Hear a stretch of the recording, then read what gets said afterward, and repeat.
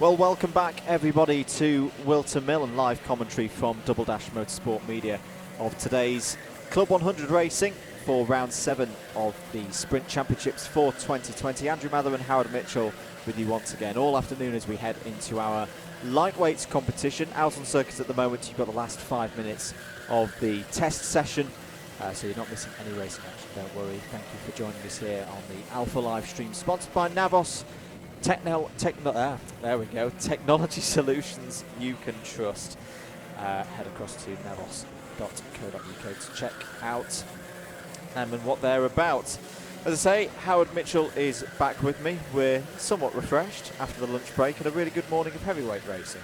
Absolutely sterling morning of heavyweight racing indeed. Yes, hello everybody. Thank you very much for joining us. The last few bits of the practice session going on, as Andrew says. And yes, my goodness, it was a really, really entertaining day's heavyweight racing. It just ramped up really nicely. We had some really good heats early on. And then in the final cycle of heats, it got a bit more crazy.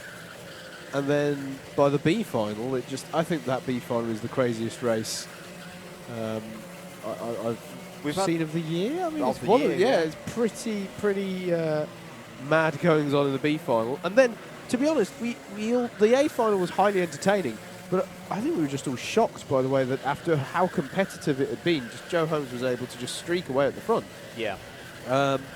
Underlining just why he is such a champion of this format of racing, and it really is looking tasty in that championship going forward to the remaining 3 rounds of that. And if you didn't watch the heavyweight coverage earlier today, and I implore you, go back and watch it. Highly entertaining racing.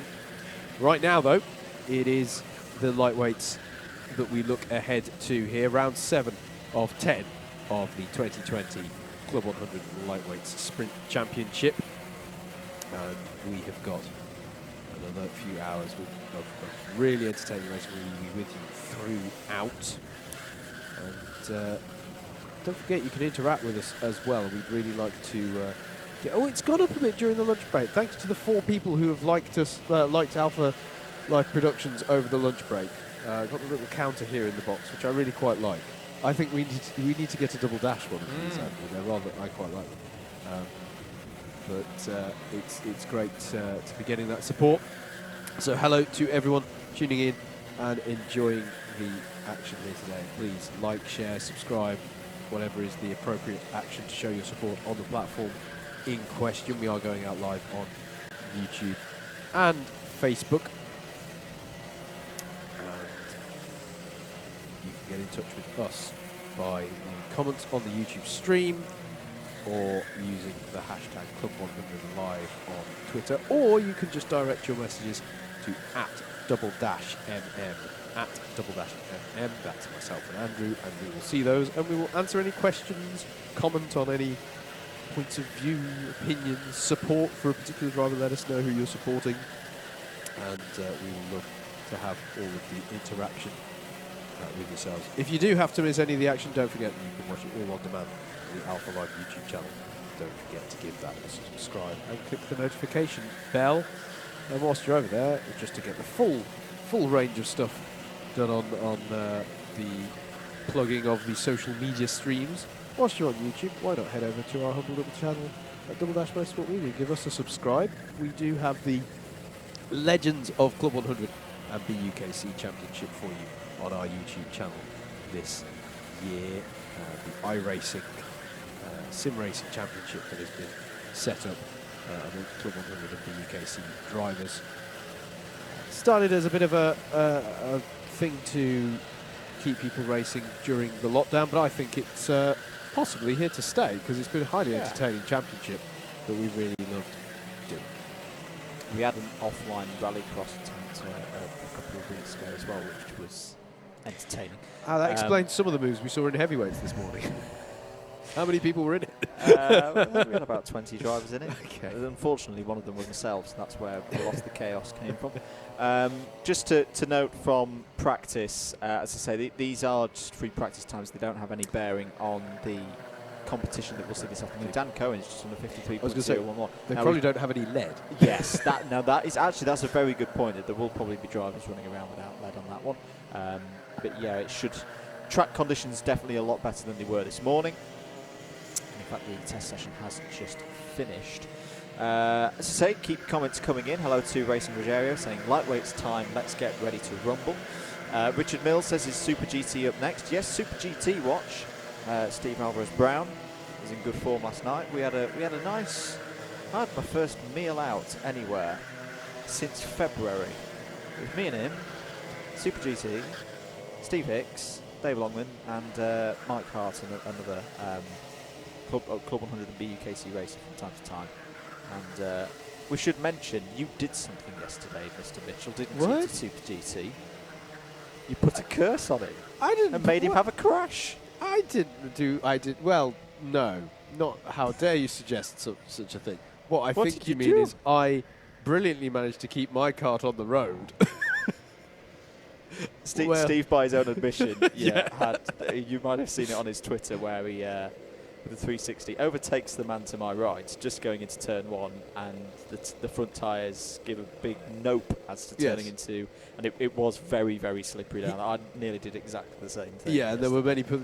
In overtaking me, he may have actually been part of the reason I stayed on, because I was then out to the outside where it was more abrasive and slightly more grip. Yes. So I got turning, and he very much didn't get turning, but still managed to avoid all of everybody who had already spun out on the grass. So it was very impressive. He manages to demonstrate superb skill and fortune, even when technically mucking something up. So impressive stuff there from Steve, and that he's now he's exercised all of the gremlins now. So now it will just be plain sailing today.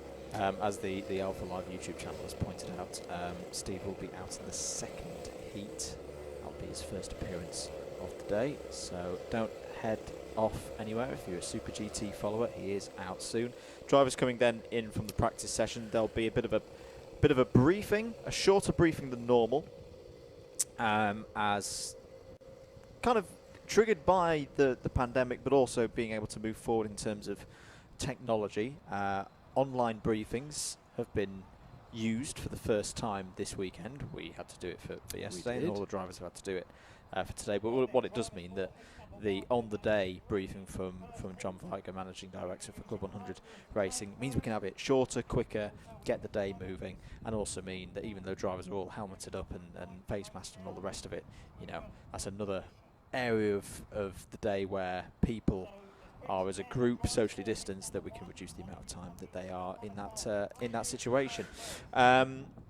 Couple of questions about British Indoor Karting Championship and whether it's going to be broadcast. As Alpha Live have put it, this discussion's going on.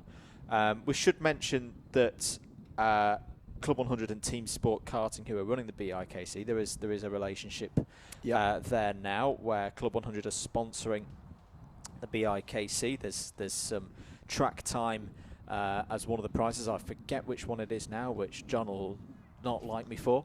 But yeah, it's an interesting championship that's going on there, and really has been a key part of the karting pathway as it is from Motorsport UK. We do got to give our thanks to Motorsport UK and all the support that they've given as a governing body to not just Club 100 but kart series around the country to get us back up and running whilst the COVID-19 pandemic changes from day to day.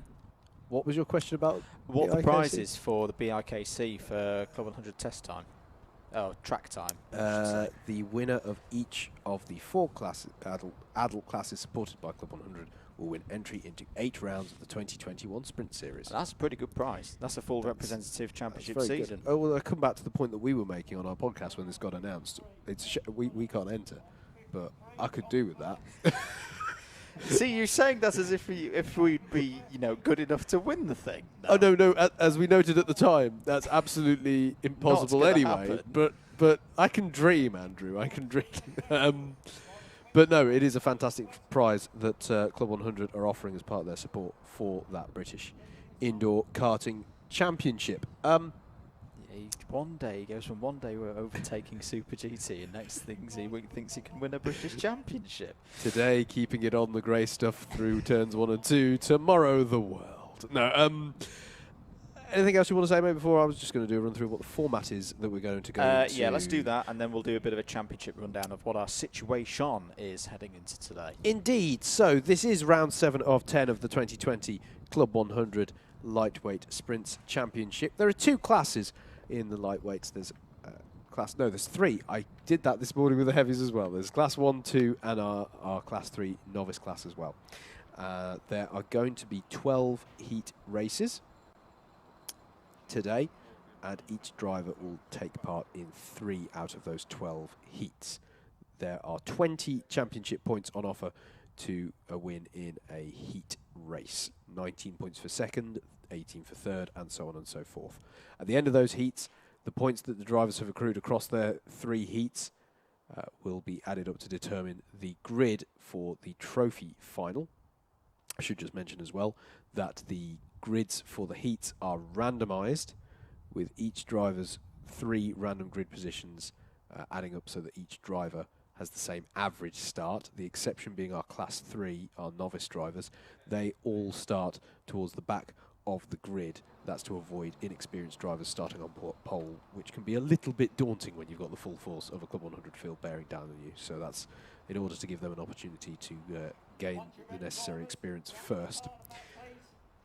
So the points from those heats will determine where they sit on the grid for the all-important trophy final. And it's 130 championship points on offer to the winner of a trophy final, 128 points for second place, 127 for third, and then so on and so forth, going down by 1 point. This is round 7 of 10. Your best 7 rounds of 10 across the season count. What that actually translates into is your worst 9 heat results and worst 3 trophy final results get removed from your score come the end of the year. And there's various reasons why we do that. It's for events beyond drivers' control, the very, very rare situation of a mechanical failure on the kart. They keep these karts very good at Club 100, but every once in a while fate will come in and take a result from you. So it's to account for that, but also not all drivers can make all of the rounds. But that's the format. Anyway, we're going to have these 12 heat races of 7 minutes in length, and then that's all to set the grids for the all-important final races, which will be 12 minutes in length. Drivers heading out then for the practice warm-up laps for heat number 1. This is for all drivers, but especially those drivers who didn't take part in the free practice session. And we're going to take a very, very short break. Next up, it is heat number 1 of 12 for round 7 of the Club 100 Lightweight Sprints Championship.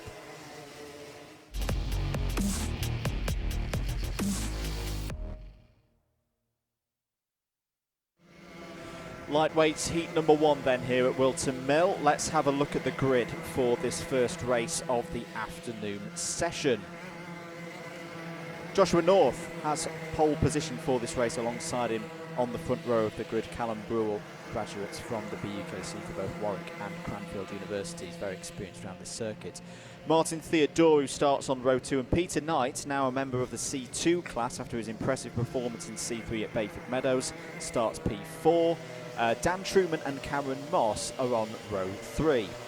Stuart Hubbard and James Martin go from row number 4. Tom Fuller and Roger Davis will have work to do from row number 5 in their mid-grid slot across this afternoon's heats. Stephen Westwood and Hussein Rashid are on row 6. Ed Barrs, championship leader, will go over championship points in a minute. Starts from P13. Oliver Flashman, who won in C2 last time out at Lydd, is alongside him on the 7th row of the grid. Dean Everest and Jake Wilkins are on row 8. Abu Sahel and Andrew Rabbage are on row 9. Running into the lower part of the grid then, in fact that is it, 18 karts on the grid. Let's run through your championship scores then, let's get that done. So this is after 6 rounds of the 10-round season. Drop scores not coming into play yet, but we're getting very close to that stage of the season, and we've got the similar situation as we had this morning. Some of our front runners haven't attended every single round this year.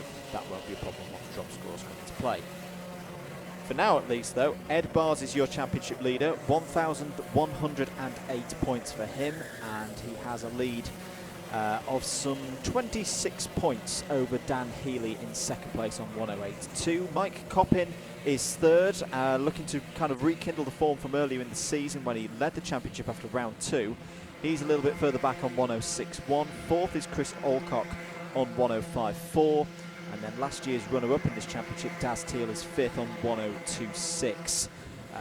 Others to look out for: Rihanna Percox, very strong historically round here at Whilton Mill, starts the day sixth in points on 102.4. Christopher Powell, the regular Christopher Powell, is in eighth place on 962. But we should also welcome back three-time Premier Sprint champion Chris Powell to his annual Whilton Mill appearance. Great to have him here today.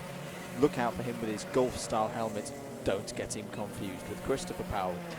Also to look out for C2 runners. Fraser Brunton doesn't race this weekend as he is in the middle of exams. Best of luck with those, Fraser. So this is a good opportunity for the likes of Bailey Morgan, Ashley White, Hussein Rashid and Tom Fuller all to gain good points on Fraser today, so we'll keep an eye on that C2 battle. As I say, there's some drivers who haven't attended all rounds so far this season, but when they have been here have been very, very strong.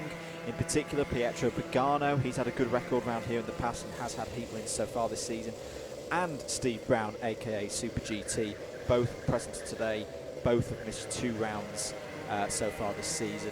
Look out for them today to start moving themselves up the championship order. We should talk C3 as well. Current championship leader in C3 is Ramanas Sakauskas on 699 points, 30th overall.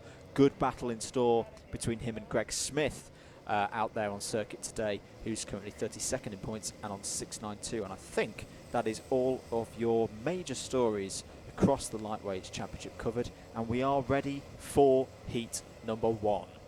Grid formed up as they come through the boot. Thumbs up from Pace Kart driver number 156 of Joshua North on the right of your screen. Callum Brewell in the yellow helmets, number 21, alongside him on the front row of the grid. We saw a lot of starts this morning where pole side of the grid got the whole shot. Can Brewell hold on there on the anti-pole side of the grid? The answer is no as we go away here at Whilton Mill. Great start for Martin Theodoru up into second place early on. I think Dan Truman's trying to fight his way through from P5 on the grid as well. But it is going to be North into Christmas Corner first, followed by Theodoru, Truman, Brewell, Peter Knight in there as well. Tom Fuller trying to make a move up the inside for, I think, about 8th position. Oliver Flashman's had a good start as well. But same as heavyweights this morning, Howard, a pretty clean start there from the first group of our lightweights. Yeah, not a bad start. Absolutely, Andrew. They managed to navigate that one pretty well. One last thing that I should mention as before the action ramps up too much. I almost said that too late, to be honest, didn't I? Red number plates, Class 1 runners. Black number plates are Class 2 runners. We should say that one right from the off. That helps you keep track of the individual classes. Class 3 runners are running black number plates, but on timing are shown with blue number plates, just to help you identify those. Don't forget you can go to live.alphatiming.co.uk and click on Club100 and follow all the live timings there if you have a screen free alongside your stream. End of lap 1 then. Joshua North leads by 0.6 of a second ahead of Martin Theodoru.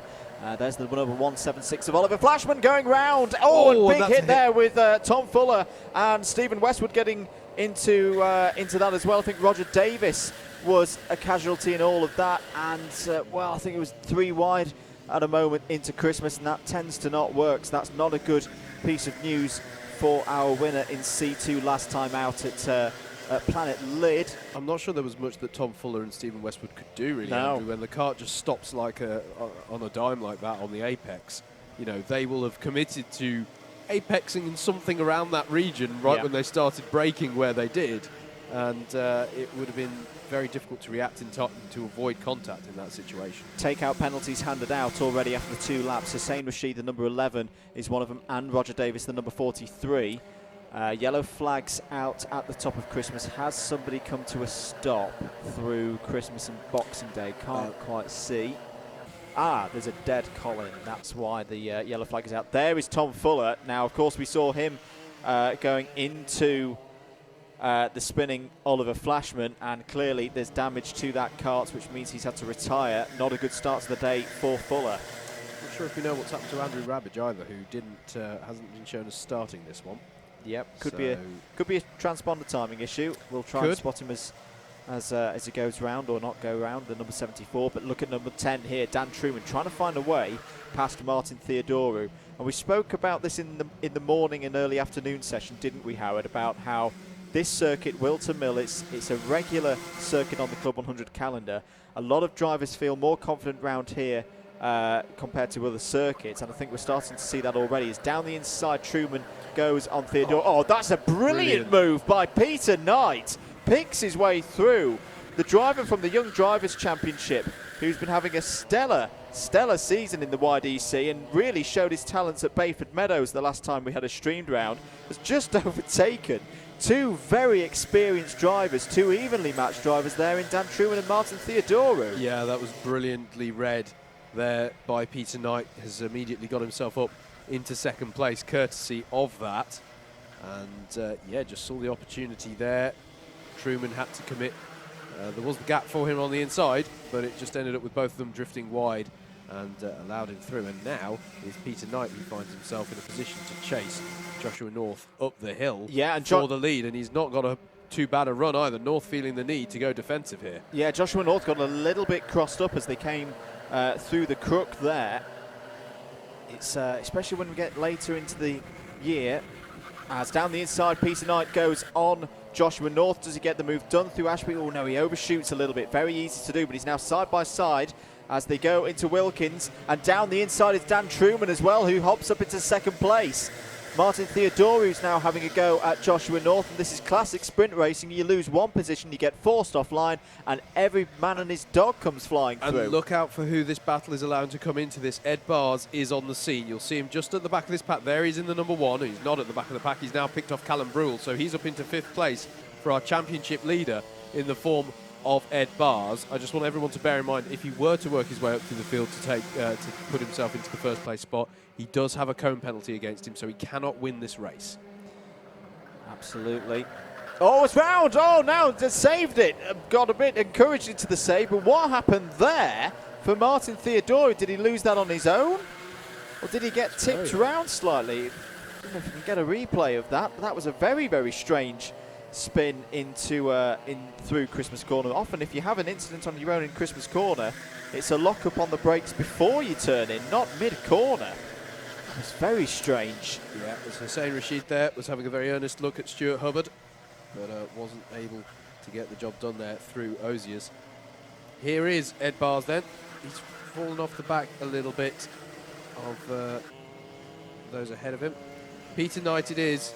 Excuse me, he's up to third place. What am I on about? Peter Knight leads then. Dan Truman in second, Ed Bars in third. I'm just having a look. What happened to Joshua North on that last lap? I think he got involved with the incident with Martin Theodoru. I think Martin Theodoru clipped the rear bumper of Dan Truman's number 10 cart, and that was just enough to pit him round. So it was a driver error. Less than a minute to go then in this one. Still all to play for, but this has been a very impressive performance yet again from the youngster Peter Knight. We're looking at this battle between Callum Brule and Stuart Hubbard. Stuart Hubbard to the inside there. Can he get the move done? No, not quite. Hussein Rashid's now going to get involved. Ed Bars has just set the fastest lap of the race so far of 53.316. Still side by side between Rashid and Hubbard's being forced wide. And here on the scene now, Joshua North trying to get back involved. Last lap then for Ed Bars, trying to keep the pressure on the likes of Dan Healy and Steve Brown in this championship. Will he try and get this move on Truman done for second place? Because it's all for points. These heat races still count for championship points, not as much as the finals. But in Club 100 it's so tight in there, and it's Bars down the inside of Truman. Can he get the move done? But Truman's held that brilliantly round the outside and retains second place, side by side between North and Rashid as well, with Theodoru back involved with it. There's overtaking going on all over right onto the last lap. But Peter Knight, I think, is going to come around and take his first victory in Club 100. There he is across the line. A brilliant result. Second place, very tight on the line between Truman and Bars, but Truman takes it. Callum Brule second. Hussein Rashid on the road fifth. Martin Theodoru sixth. Stuart Hubbard, unfortunately, drops to seventh. And it was Joshua North Stephen Westwood and Oliver Flashman wrapping out the top 10. Ramanas Sakauskas, top C3 runner there in 11th. Abu Sahel, the graduate from Warwick University, 12th. Dean Everest, 13th, ahead of Roger Davis, Jake Wilkins, Cameron Moss, who all had problems. Tom Fuller did get back out on circuit after a kart change, but was 2 laps down in 17th. Andrew Rabbage did get out on circuit as well, but was 3 laps down in 18th. But there's your winner from the Young Drivers' Championship to C3 at Bayford Meadows, into C2 now, and a win at the first time of asking for Peter Knight. We're going to take a short break here at Whilton Mill. Next up out on circuit, heat number 2 for the lightweights.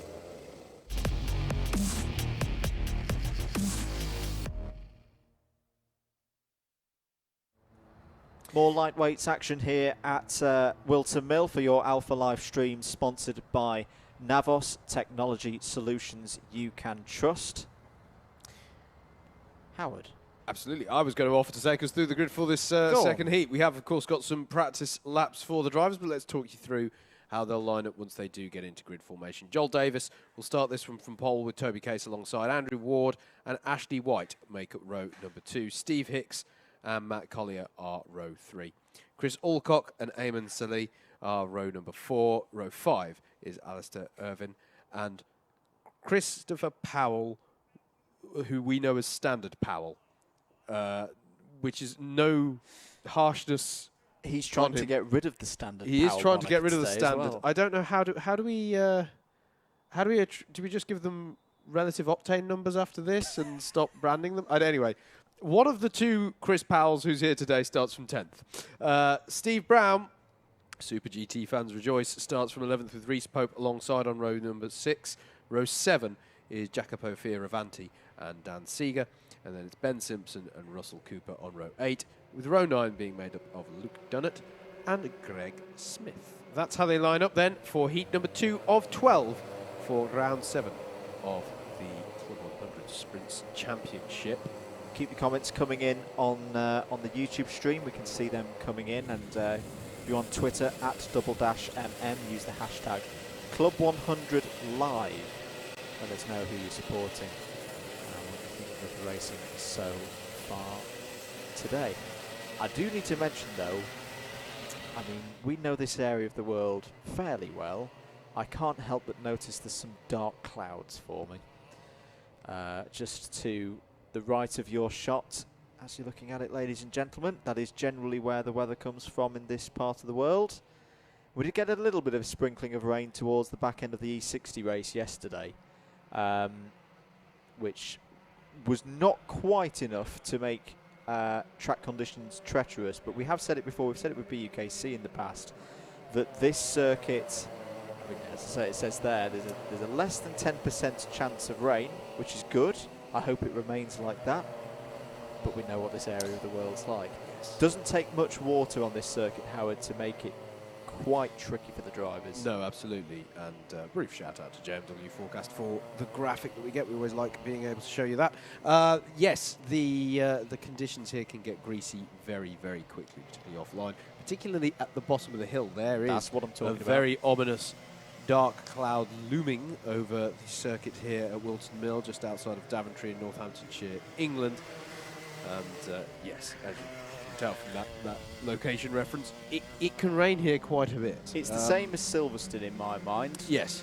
You know, it does have its little own microclimate. Yeah, not quite a clay pigeon microclimate, but no, a microclimate. I mean, there's probably some viewers thinking, Andrew, what are you on about? Of course, a circuit gets slippery when water starts being dumped on it.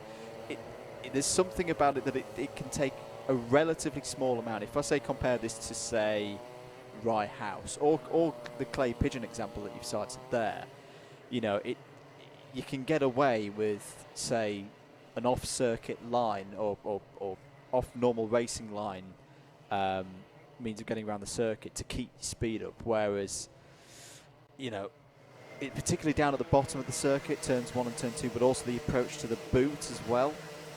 We've had many races in the past where just a light sprinkling can make it like an ice rink with the tarmac that we have here. Yeah, and I think it is the tarmac. I've often wondered about it, but it is definitely a circuit that greases up very quickly. Yeah. It is also how you lean on the grip in the corners. I think it's the nature. I mean, turns 1 and 2 here are often. We never a lot more straighter braking areas. Yes. Say. Yes. So you notice that quickly, and also turns 1 and 2 are very fast-paced here. You really lean on the kart, and what we often can't quite get across to you here with the cameras here at Whilton Mill is that this circuit is on the side of a slope. Yeah. So when we talk about going through the top of the circuit at Christmas, it is literally the top. It is the highest point on the circuit, and turn 2 is right at the bottom of the hill, the lowest point, also the fastest corner on the track. And so, that's a pretty good shot of it there. yeah, okay, there's a hill. Good job, that is a Chris. hillock. That does demonstrate a hill, and that is the hill on which we are set up on the side of. And It's David up on that. oh, is it one. David on that one? Sorry, have they swapped round? That was Chris this morning, No. wasn't it? Was it not? No. Oh, I'm sorry. I'm terribly sorry. Sorry, David. You're doing a cracking job. As is Chris. Yeah, so with the news that I need to get my eyesight tested. We are on the side of the hill. Turn 2 is the first bit to get wet. If we get to the point where there's standing water, that's where it ultimately collects at the bottom of the circuit. So, yeah, turns 1 and 2 are often a challenge. Thankfully, though, we have not got the condition. I mean, this morning it was so, and yesterday indeed, when you and I, Andrew, were out for the E60 round, it was so cold that it was effectively like being in wet conditions for the first few laps, because they were new tyres in cold conditions. So that was definitely a challenge there. We're good for a start then here for heat number 2 out of 12. First appearance of these drivers in a racing capacity today. First of 3 heats. Look out, there he is. Number 5, Steve Hicks. Another very experienced driver around this circuit. Starting there, P5 for number 5. We are good to go then. Joel Davis takes us from pole position. Toby Case alongside him on the front row with Andrew Ward, Ashley White, Steve Hicks and Matt Collier all looking for good starts as well. Away we go then. Quick sweep across there for Steve Brown in the middle of the pack, but it's a clean start at the front of the field as they head up to Christmas Corner for the first time. Andrew Ward going for it. The local driver only lives about 5 to 10 minutes away from this circuit. He leads as they come off of Christmas Corner for the first time. Steve Hicks has had a good start as well. He's already up to P3. Someone's going very, very wide. In fact, is it Super GT? It is Super GT. Yep. And he's managed to get back on circuit. He's alongside Alistair Irvin there in the pink helmet, who's been having a stellar season in C2 so far. Into Osiers then for the first time. Contact warning for Ben Simpson. There's a lot of Warwick people around today. There are. And he is one of them. It looks like Steve Hicks has got into second place past Joel Davis in the middle of the lap. There he is, bearing down on Andrew Ward. Round the final corner we go then for the end of lap 1. It's going to be Ward leading from Steve Hicks there in second. Chris Alcock's had a great start as well. He's up to third from 6th on the grid. Then Davis, Case, White, Irvin, Brown, Fioravanti and Collier, and now Steve Hicks goes to the lead. And you know what? I think Andrew Ward even gestured to Hicks to let him by here. Ward is keen to maximise the points that he can from this, so he does not want to get held up in a battle with Steve Hicks. So he almost sort of just said, you know what, you go by. I'm focusing on getting some good points here on the board, because he's not had the rub of the green for much of this season, has Andrew Ward. So he'll be looking to, you know, he wants to get good points, but he doesn't want to waste time battling with everybody. There's an incident. It's Greg Smith. Greg Smith, off the competitor in the C3 Championship, has not had a good first heat. There is Alistair Irvin up against Steve Alvarez-Brown. These two raced against each other in the BUKC Graduates Championship at Clay Pigeon a couple of weekends ago. Drivers acknowledging the yellow flag for Greg Smith being stranded there on the side of the circuit. That's not good news for him at all. But Irvin and Steve Brown, in fact, no, apologies, it's not Steve Brown, it's Ashley White. It's Ashley White in a very similar suit and helmet combo. There is Steve Alvarez-Brown getting past Joel Davis. Super GT is up to 6th. Yes, it's almost like we are over the border between Northamptonshire and Warwickshire today, with a number of Warwick University alumni and students who are here today. And this is a field that has a lot of their representation in there. Steve Hicks leading though. Here he is, just ahead of Chris Alcock in the number 3. Andrew Ward still going strong in 3rd. Alistair Irvin though looking to reel these 3 in there. He is with his distinctive pink helmet. You can't miss that when he's going around the circuit. in the number 140. Change for 6th confirmed then. Steve Brown up to that position. Also on the move, Russell Cooper and Luke Dunnett have taken advantage of Greg Smith's incident. Here comes Steve Brown though, up the inside of Ashley White there. That's good for 5th. It is indeed. And now he'll look to set about the top 4 of this one. Still a good amount of time in this race to go. 3 minutes and 45 seconds. If you missed the heavyweights this morning, 8 laps is generally what we're seeing for these 7-minute heats so far today. I don't suspect there'll be any difference. Of course, the lightweight's running a little bit quicker, a little bit lighter than the weight class we saw this morning. Alistair Irvine currently the fastest lap holder on a 53.662. And cross start finish, sorry Howard. No, it's all right. I just wanted to add, and if you've been following the coverage throughout the day, firstly, thank you very much. But secondly, you'll appreciate how much that lap time has come down. It's not just because these are the lightweight drivers and they're a bit lighter, as Alistair Irvine has a look to the inside of Andrew Ward, but thinks better of it in his pursuit of 3rd place. It is the temperature and the way that the track has evolved and these karts have bedded in, which is why the difference was, I think the fastest lap in the first heat this morning in the heavyweights was a 55. Slower than that, 57. 57 was it, the fastest lap in the first heat. So it really has come a long way. Best track conditions, I'd say, of the weekend so far. Irvine down the inside of Ward, then trying to fight for 3rd place. Irvine lets Ward back through. Thinks he was a little bit too forceful there and a bit of contact. That was heads-up driving from Alistair. See the camera on the front of Alistair's car, 360 camera. Go check out his YouTube channel. He's been putting out some great content recently, doing some promo material for the BUKC as well, which is not that far away from returning to circuits around the UK. Make sure you're following the BUKC on Facebook for more info on that. This time Irvine's down the inside of Ward with a textbook manoeuvre through Christmas Corner, and that is good for 3rd place. Now where is Steve Brown in all of this? There he is, bearing down in the number 63. He's pulling Ashley White with him. And there's a bit of a gap back to Joel Davis in 7th place. Toby Case has unfortunately dropped 4 positions on that last lap, so Jacopo Fioravanti, Reece Pope, Matt Collier and Christopher Powell have all benefited there. Ben Simpson has also got past Eamon Salir for 13th last time around. 2 laps to go, end of lap number 6. There is Super GT closing in now on Andrew Ward. The gap is 0.35 of a second, and Brown took half a second out of the drivers ahead of him last time around. Steve Hicks still leading this one though. He is very strong around this circuit. Remember back to last season when we had our Super Finals championship. Steve Hicks took his first finals victory in the first one of those Super Finals at this very circuit on this layout. He knows it very, very well. Raced yesterday in the E60 alongside Steve Brown, where they took the victory for the very appropriately named Super Goat team. 65 seconds to go. We might actually get... We might get 9 laps in here. Let's see over the line. Yeah, I think we're going to get a 9-lapper. No, the last lap has been called then, so it is going to be an 8-lap heat again. But look at Brown here. He's right on the rear bumper now of Andrew Ward. Andrew Ward checks over his shoulder. He's going to have to go defensive here because this is a key position. And Steve Brown, oh my goodness me, that is a brilliant move by Steve Brown round the outside. It is a positively cambered corner. You can have a go at that move, but it doesn't always get pulled off. That was brilliant from Steve Brown. Yeah, hats off to Steve Brown there. That was a tidy move there for the 4th place. And, he's just going to hold on to that for the next few corners, as ahead of them, Alistair Irvine only has this opportunity to challenge Chris Alcock over 2nd. Still very close, but Steve Hicks is going to come round the boot, round the final corner to take his first victory of the day, his 2nd victory of the weekend. Steve Hicks takes Heat 2, 2nd for Chris Alcock, 3rd and highest C2 runner for Alistair Irvine, 4th for Steve Brown. Mr. Super GT will be very pleased about that.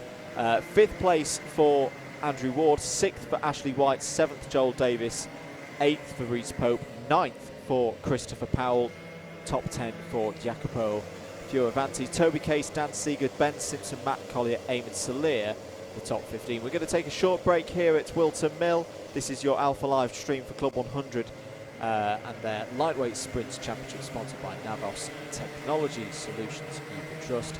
We'll be back very shortly for heat number 3.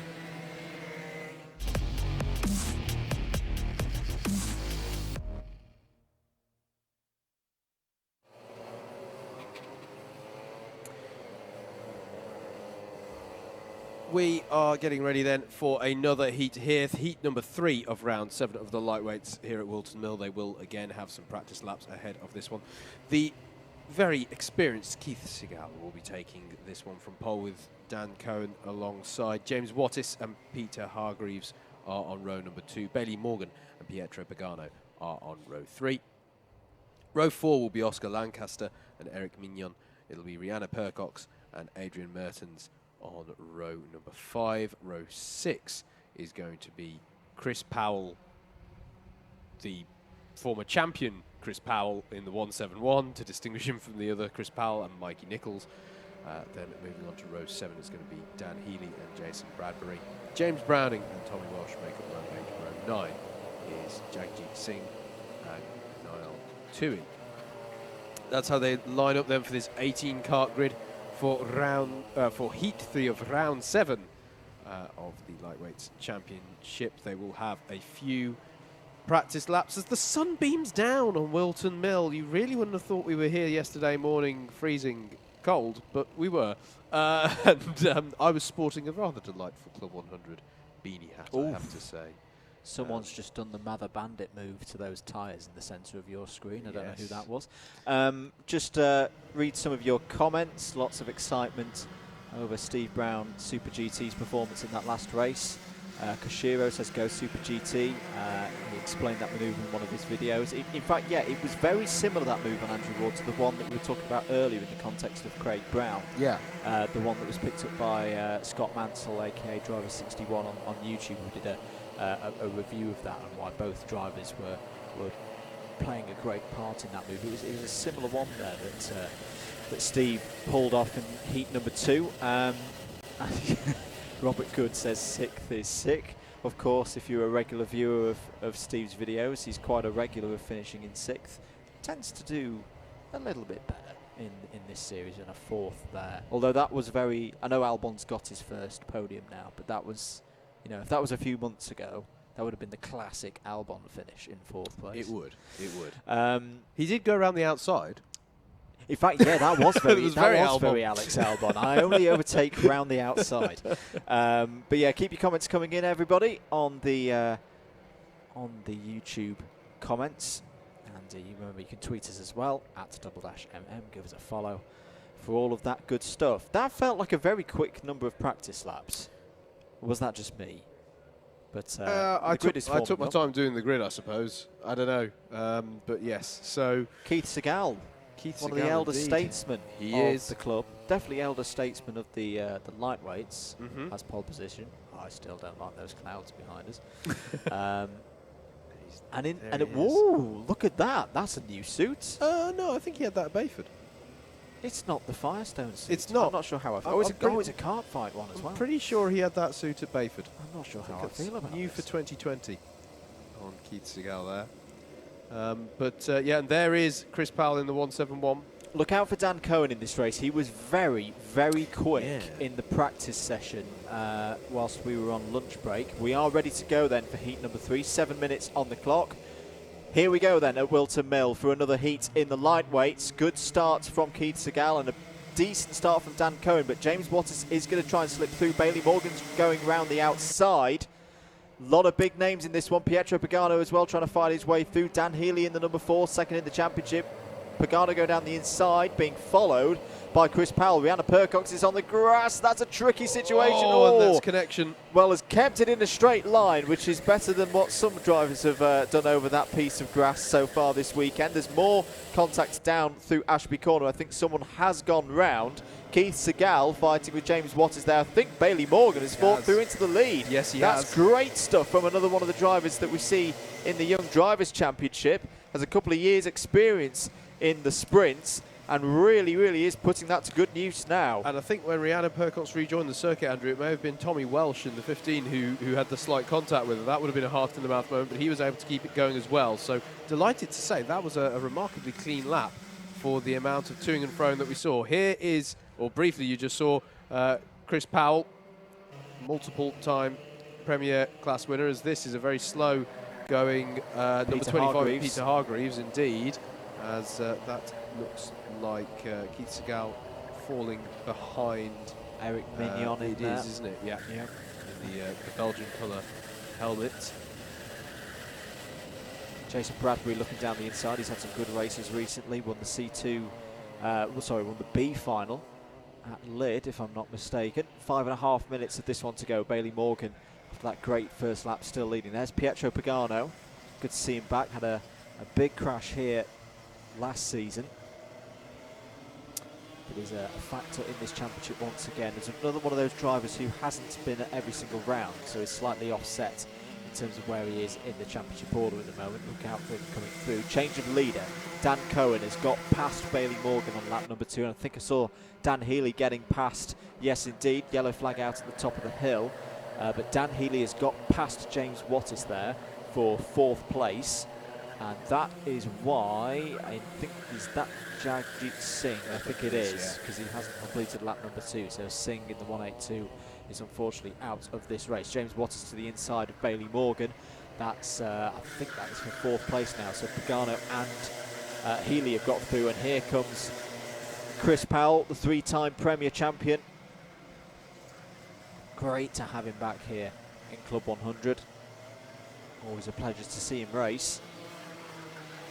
He's still got it, hasn't he? He's not lost any of that speed. This is the thing, he just comes back. I feel a bit race rusty if I haven't done it for a month or so, and he just comes in and goes, yeah, I've got the idea, and then immediately sets about having extremely impressive runs.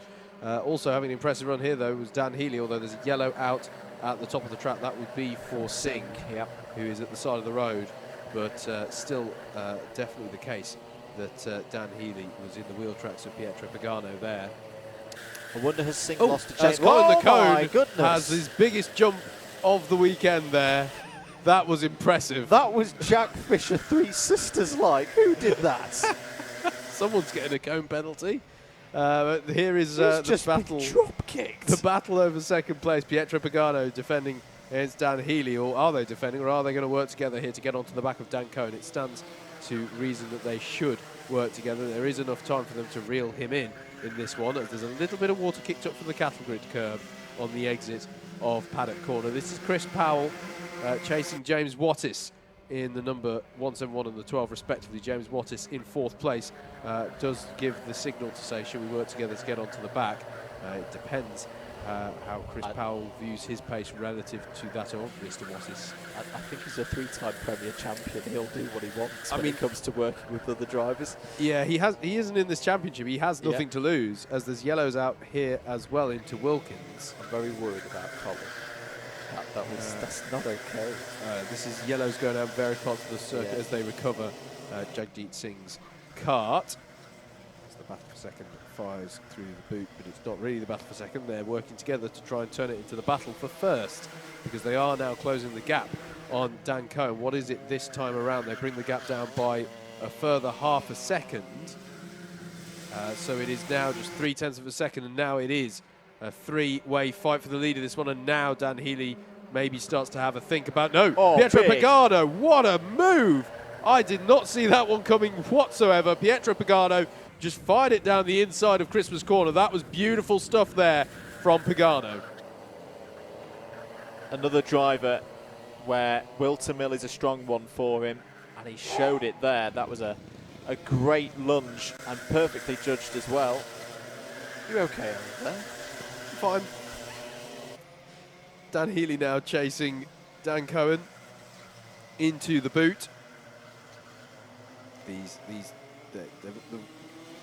all got big white stripes on their helmets. I need them to be more distinct. Chris Powell's got the commentator's favourite helmet, because it can spot it a mile off. Anyway, the lead battle comes through, now headed by Pietro Pagano. Healy's got a run here on Aston's Dan Cohen. Can he get up the inside? Yes, he can. He's going to do a simple block pass there and take 2nd place. Jagjit Singh has got a curb warning, which I feel is harsh, being as his car is being towed back to the pits. But that might be a timing glitch. 65 seconds of this one to go. Tommy Welsh, just to let you know, is leading in C3 at the moment. He's gained 2 positions on that last lap, past Niall Tui and Keith Segal. We're looking at the battle over... Hang on a minute. Something's changed here. Rihanna Percox gained a number of positions on this lap. She's ahead of Bailey Morgan, and I'm not quite sure about Mikey Nichols. No, she's got past Mikey as well. Last lap then. Pietro Pagano in the number 6. Can he hold off a very on form Dan Healy for the last couple of rounds at Bayford and at Lyd? He's going to go defensive. Will Healy try the Super GT move around the outside? No, doesn't get the slingshot round the positively cambered corner. Down into Ashby then. Pagano nice and down the centre of the road. Doesn't compromise his own line too much there. Rihanna Percox was having a go at Chris Powell there, but down the inside, oh, Dan Cohen, that's brilliant. Takes second place and will have to defend now. But an opportune move there. Healy slightly hesitated there, which is rare for the driver of the number 4, and Dan Cohen took the opportunity to gain that position. But Pietro Pagano, well, this is a bit of a return. Had a horrible time the last time we had a streamed round Whilton Mill, but takes heat number 3, a great start. Dan Cohen takes second, Dan Healy in third, Chris Powell in fourth, Rihanna Percox fifth. Then James Wattis, Bailey Morgan, Eric Mignon, Adrian Mertens and Jason Bradbury there in the top 10. Mikey Nichols, Niall Tui got the C3 lead back there on the last couple of laps in 12th. Tommy Welsh, Keith Segal, Oscar Lancaster, James Browning, Peter Hargreaves, and one retirement to Jagjit Singh. That was heat number 3. We're going to be back very shortly here at Whilton Mill for heat 4.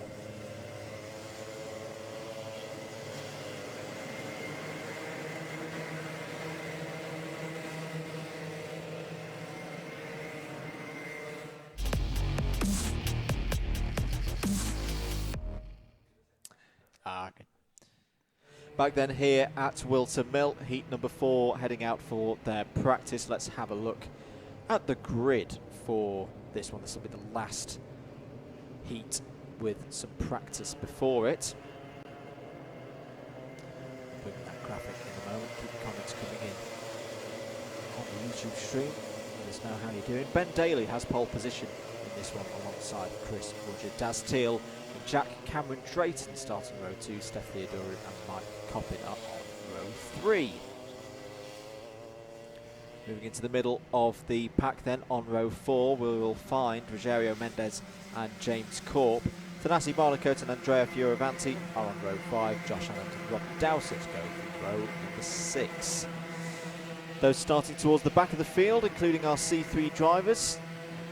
Ned Douglas and Jed Toole start on row 7. Sam Morris and Gareth Pritchard are on row 8. And Pete Crompton is on his own on row number 9. Hello to Kim Ely. Come on, Rihanna Percox, do it for the girls at Motorsport Woman. Great race from Rihanna.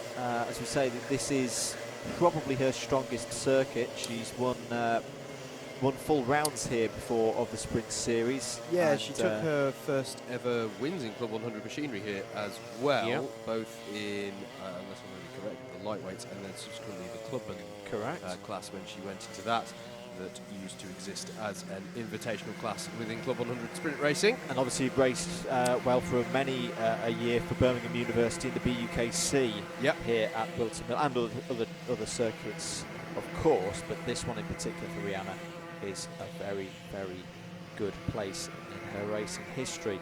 As we say, we're into heat 4 now, or will be in a few moments once these practice laps are completed. It's been frenetic, hasn't it, so far from our lightweights, but I don't think we would have expected anything less from them. No, absolutely. Very much in line with what we had from our heavyweights this morning. It's it has. I am going to bring up the one of the forecasts that we have here in the box, because the clouds just start looking more and more ominous every time I look at them. But yeah, it's been a frenetic so far for our lightweights. and there is absolutely no suggestion that that should change as we go into the last of these this cycle. What do we mean by that? We just mean that at the end of this one, all of the drivers will have taken part in at least one heat. We'll stop having these practices, which means we need to be quicker at taking you through the grids, bluntly, is what it means. And yeah, so after this, all drivers will have got themselves up to speed in their first race of the day. Just before we do go into the frantic part of the day, I just do want to give a thanks to some of our supporters of Club 100. Big thank to Kelgate Performance for providing the brake systems on these carts. CZ Chains as well, whose logo you've seen on the stream. Bridgestone for supply of the tyres, and Alpha Timing as well for all the things that they do, and we definitely would have a much more difficult time with our jobs without Alpha Timing. Absolutely. Here we are then. We are good for the off here in heat number 4. Ben Daly there in your 135 car on pole. Chris Woodger alongside with his distinctive blue radiated fan look. I really shouldn't describe helmet livery, should I? Here we go then for heat number 4. Away we go. You can see the intent on Chris Woodger as he looks across, but he has been taken there by Darren Teal as they come through the crook for the first time. Is it all clean as they head up the hill? Yes, it is. But Ben Daly leads them through the top part of the circuit, heading towards Inkermans now and down towards Ashby. Here we are going through there. It looks like everyone's been able to... Oh no, someone's there's a round there, incident there, and it involves several carts. Indeed, the 85 is round of Theodoro, indeed Steph Theodoro, and we'll look on timing to see who else has been involved in that one. But it's a shame because the first part of the lap seemed pretty good, but there is a bit of a recovery in Ashby, and there is the incident. Daz Teal, and there, look, going across the grass there, looks like it's Thanasi Barnacote indeed in the 62. So that was a big moment for him there, and what started as such a clean lap actually ended up being fairly clumsy, but it's Mike Coppin who has come to the fore in amongst all that chaos. Coppin's gone. He's got a 2.6 second lead. Surely he should win this race now, but what's going to happen behind him? James Corp has come up to second place. There's a battle going on there between the number 20 of Josh Adams and Thanasi Barnacote. And Chris Woodger has been one of the drivers who's fallen afoul of that first lap shenanigans. He's down to 16th place. Jack Cameron Drayton has had an incident, and Rob Dowsett hasn't even crossed the timing line, Andrew, so some big issues on that first lap. Yeah, he's stuck on the exit of Ashby Corner. Take-out penalties plus 6 positions handed out already to Ned Douglas and Daz Teal. Bit of pressure there on Teal now, second place in the championship last year. Looking at another top 5 this season, but this has not been a good start to his day of racing here at Whilton Mill. Round to finish lap number 2 then. Mike Coppin a 54.147, that time around a 54.563 for James Corp. So the lead is now 3 seconds for Mike Coppin. This is what he needs. We mentioned that at the top of this session, he's had a great start to the season as number 62 of Thanasi Barnacote goes down the inside of Ben Daly. Coppin had a great start at, if I get this correct, Shennington and at Buckmore Park. Yes. But it's kind of gone a little bit off the boil since then. It needs a big day here at Whilton Mill if he's going to get his championship title challenge back on track. Yeah, absolutely. We're looking here at James Corp defending against Ned Douglas in third. Thanasi Barnacote, as we mentioned near at the start of the lap now, up into 4th place and chasing these two as they come through the boot. Overtake under yellow penalty has been handed out to Andrea Fioravanti in the 107.8. Oh dear. That's a basic one, unfortunately.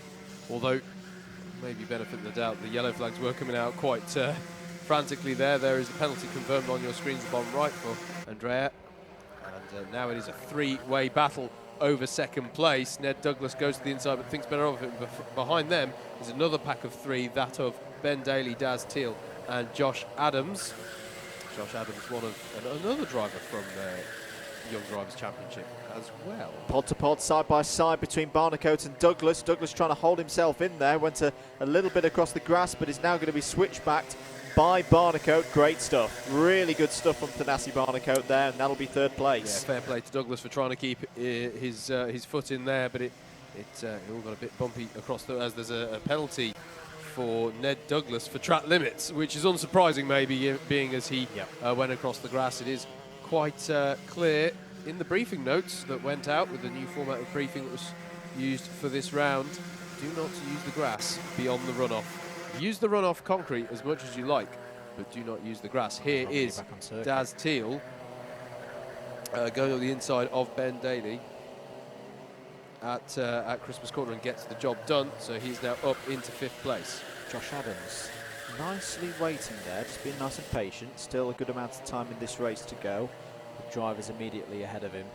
Doesn't want to throw away, and also drivers that have got penalties, in fact. So if you consider, if you can get past Daly, he effectively gains another 2 positions immediately, because we know that Teal and Douglas have big position penalties on their scorecards at this stage of proceedings. 2.5 minutes to go.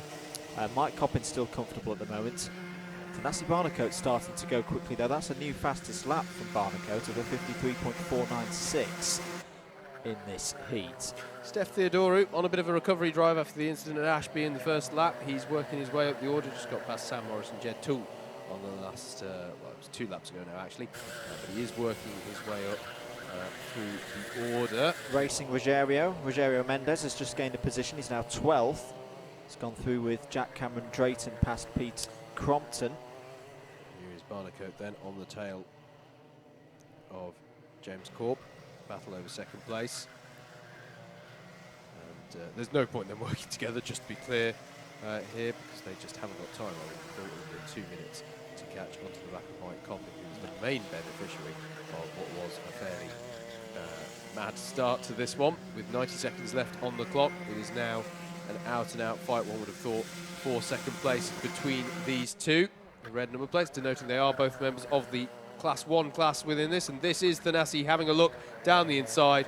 Nice and tidy move there, and I think James Corp reminds me actually of Steve Hicks going by Andrew Ward a couple of races ago, mate. I think he knew the situation. He doesn't want to waste time and lose valuable points having a battle over what is essentially 1 championship point. On a day, well, not just a championship point, but also as a driver who's not taking part in every round this season, he'll want to get in the A final. True. And getting in an A final today is going to be especially tough. There is Mike Coppin, about to finish lap number 7 and go on to his final lap of this heat. There it is.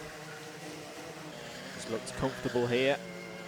Barnacote confirmed in 2nd place. Interesting battle coming on to the last lap here then. Ned Douglas in 4th place ahead of Daz Teal. Daz Teal has a good run up the hill here, and is he going to have a look to the inside? No, he thinks better of it. Behind them, Josh Adams is defending here against Ben Daly, and that is a switch between Ben Daly and Josh Adams over 6th place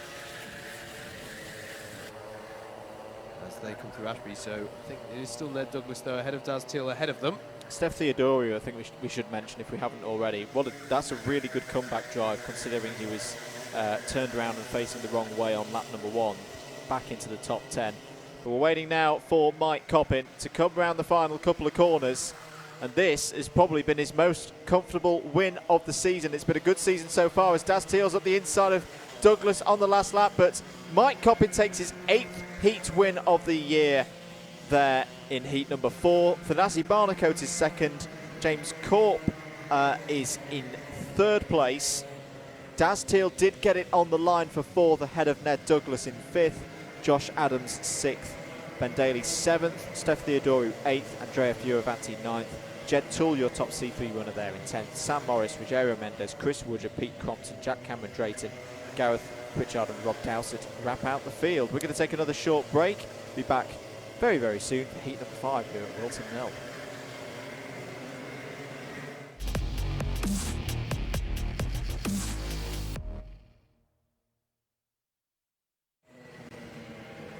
Heat number 5 here on your Alpha Live stream for round 7 of the 2020 Club 100 Lightweight Sprints Championship, stream supported by Navos Technology Solutions you can trust. Here is your grid then for heat number 5. We're going to have to go through it fairly quickly. Apologies if I get ahead of any graphics. Jason Bradbury on pole, Reese Pope alongside Christopher Powell and Ed Bars on row 2, Ashley White and Joshua North on row 3. Row 4 is Karen Bruhl and Dan Cohen. Then it's Andrew Ward and Tom Fuller on row 5. Row 6 is Eric Mignon and Cameron Moss, Stuart Hubbard and Greg Smith are on row 7.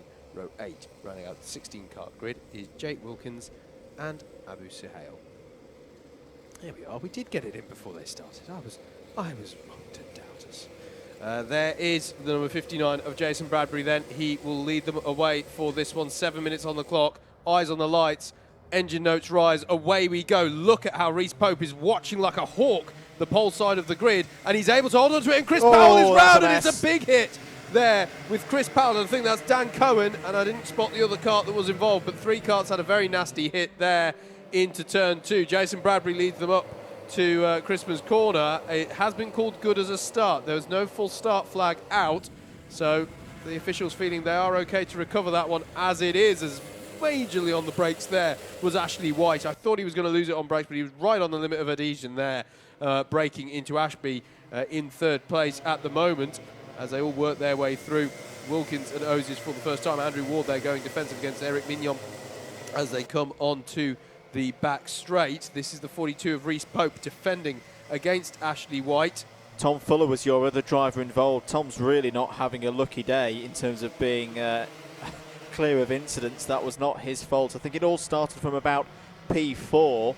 3 karts went into one space of track on a area of the circuit where really at best you can go 2 wide. Yeah. But yeah, Cohen and Powell there getting caught out down the inside, the number 64 on the 42. This is Ashley White and Reese Pope. That's going to get a little bit interesting. Ed Bars is going to go around the outside of all 3 of them. Yep. That is brilliant from the reigning champion and championship leader. Yeah, that is absolutely perfectly demonstrating why Ed Bars currently leads this championship. That was a beautiful sequence of corners.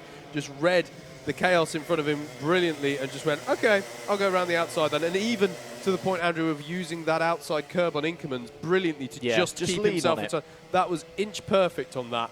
I would even say millimetrically perfect on that. That was brilliant stuff, and nailed the braking into Ashby as well, just for good measure. And look at the gap that he's been able to pull out already. Ed Bars up into 2nd place, now chasing Jason Bradbury at the head of the field. Oh, and set the fastest lap of the race just to boot. So yeah, just to explain, I think why that one wasn't called a false start. If I'm right in saying 3 karts being off is kind of like the cut-off point. And Greg Smith down the inside of Eric Mignon. Great move there from Smith. Another driver very experienced around this Whilton Mill circuit. We saw him race along in the Northampton Karting League back in the very early days of Alpha Live and Double Dash Motorsport Media. That was a textbook manoeuvre on Eric Mignon for 7th place. Yeah, absolutely. Callum Birel here having a look at Reese Pope over 4th place. No, just to finish the point about the start, 3 karts being off is normally the trigger for a false start flag, so unlucky for those 2 karts who were off. And side by side now, ooh, Bars nearly got a run into the final corner there on Bradbury. We'll maybe try and set one up for a go into Christmas corner. Now you've just got to stay patient as you go through this sweeping couple of corners and now get the shot. And oh, he's alongside on the way up through Fine Lady, and that's easily done for Ed Bars into the lead of this race. Yeah, beautifully done from Ed Bars. There was a sense not to take anything away from Jason and his driving, but there was a sense of inevitability about that one. Ed Bars is looking really racy in this one here. He's looking to set a fantastic run of a fantastic scoreline basically for today, as he has been doing all season long. And Jason will now look to keep himself in the wheel tracks of Ed, but he is getting some attention from Ashley White behind in the 64 there. So he's now got that difficult job of, well, I say he's got that difficult job of attacking and defending. Ed Bars is pulling away. He really is going like the clappers at the moment. It is Ed Bars in the lead. Jason Bradbury in 2nd, Ashley White 3rd, Reese Pope in 4th. Then it's Callum Birel, Andrew Ward, Greg Smith, as Andrew mentioned, running really well as one of our Class 3 novice drivers here. As is this a look from Ashley White on Jason Bradbury? Yes, it is. It's a textbook move again into Christmas corner. Bradbury will get the switch back though through the next few corners. Will he have any response into Ashby? No, it doesn't look like it at the moment. It's quite a bold move on the brakes into Ashby, even though it may look fairly standard. A move on the brakes into a hairpin. Ashby has got to be one of the hardest to do it for downhill braking. And it hasn't got anything like the camber that you have on Christmas corner to help you around. Look out for Reese Pope. He's had a really, really strong 2nd lap and 3rd lap. Greg Smith looking for a move on Andrew Ward there. He has just got a contact warning as Pope, but he's got some very, very nice pace underneath him and time to play with to try and pull himself up past Bradbury, maybe even White. Let's keep an eye on them.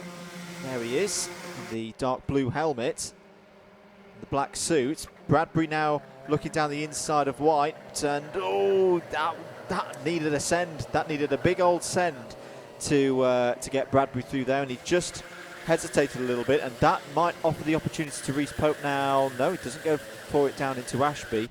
Will he try and set it up into Osiers? That's another good overtaking spot to do a nice old block pass. He's a little bit too far back, and they're queuing up behind now. Jason Bradbury, Callum Brewell there in the yellow helmet, Andrew Ward and Greg Smith. Greg Smith still having a great race here in P7. Should mention of the karts who we saw involved in incidents, the only one who hasn't been able to continue is Dan Cohen. Yeah. Everybody else is still circulating, but for Christopher Powell, for example, he is some 44 seconds off the back of the pack, so it is just about running around, getting some more practice laps in, and accruing at least some points towards that all-important grid position in the trophy final. As here, Reece Pope really does look like he's looking for a way past Bradbury here. He didn't choose to go to the inside for Christmas corner. He's got to go for it. He's got to send it down into Ashby. No, he's not quite confident on the brakes to try and roll it in there. Curb warning for Jason Bradbury. Ed Bars, by the way, is gone. He's got this race won 2.5 seconds up the road from the number 64 of Ashley White. Yeah, it's not going to be long until Callum Brewell gets impatient, is it, and tries to send one on Reece Pope himself. Yeah. Andrew Ward is coming to bring pressure as well. It's just all starting to snake up a little bit behind Jason Bradbury at the moment, but Reece Pope has got to. It's kind of like when you come across impatient drivers on a country road and the first person doesn't want to overtake the tractor. It's like, oh, come on, we've got to make progress here. But has Pope got a good run there out through Fine Lady? Yes, he has. We are on the last lap. As a little bit of a lock-up there from Ashley White. At the same time, though, Smith, this is a great position for him. Ward, it would be two strong positions so far today on a day when he's trying to get into that A final. Callum Brewell has had some bad luck recently. This lot may just see this through to the end because it's good points for them all. With still another heat to go, and I think they've called a truce. I think that's what's happening here. All of these drivers know, yep, 2nd through 7th, you take that at the start of this race. Let's get the points on the board. Ed Bars, though, is going to come round the final corner and take another victory here at Whilton Mill. Ed Bars takes heat 5 very well. 2nd place is going to be Ashley White, 3rd for Jason Bradbury, 4th for Pope, 5th Brewell, 6th Ward, 7th, a brilliant drive there from Greg Smith. 8th for Eric Mignon, 9th for Abu Sahel, 2nd for the C3s, Stuart Hubbard in 10th, and Tom Fuller, Cameron Moss, Josh North, Jake Wilkins, and eventually Christopher Powell will come round, having been taken out on turn 1. Dan Cohen was a retirement. That was heat number 5 of the Lightweight Sprint Championship, round number 7 on your Alpha live stream, sponsored by Navos Technology Solutions you can trust. Next up here at Whilton Mill is going to be heat 6 for the Lightweights.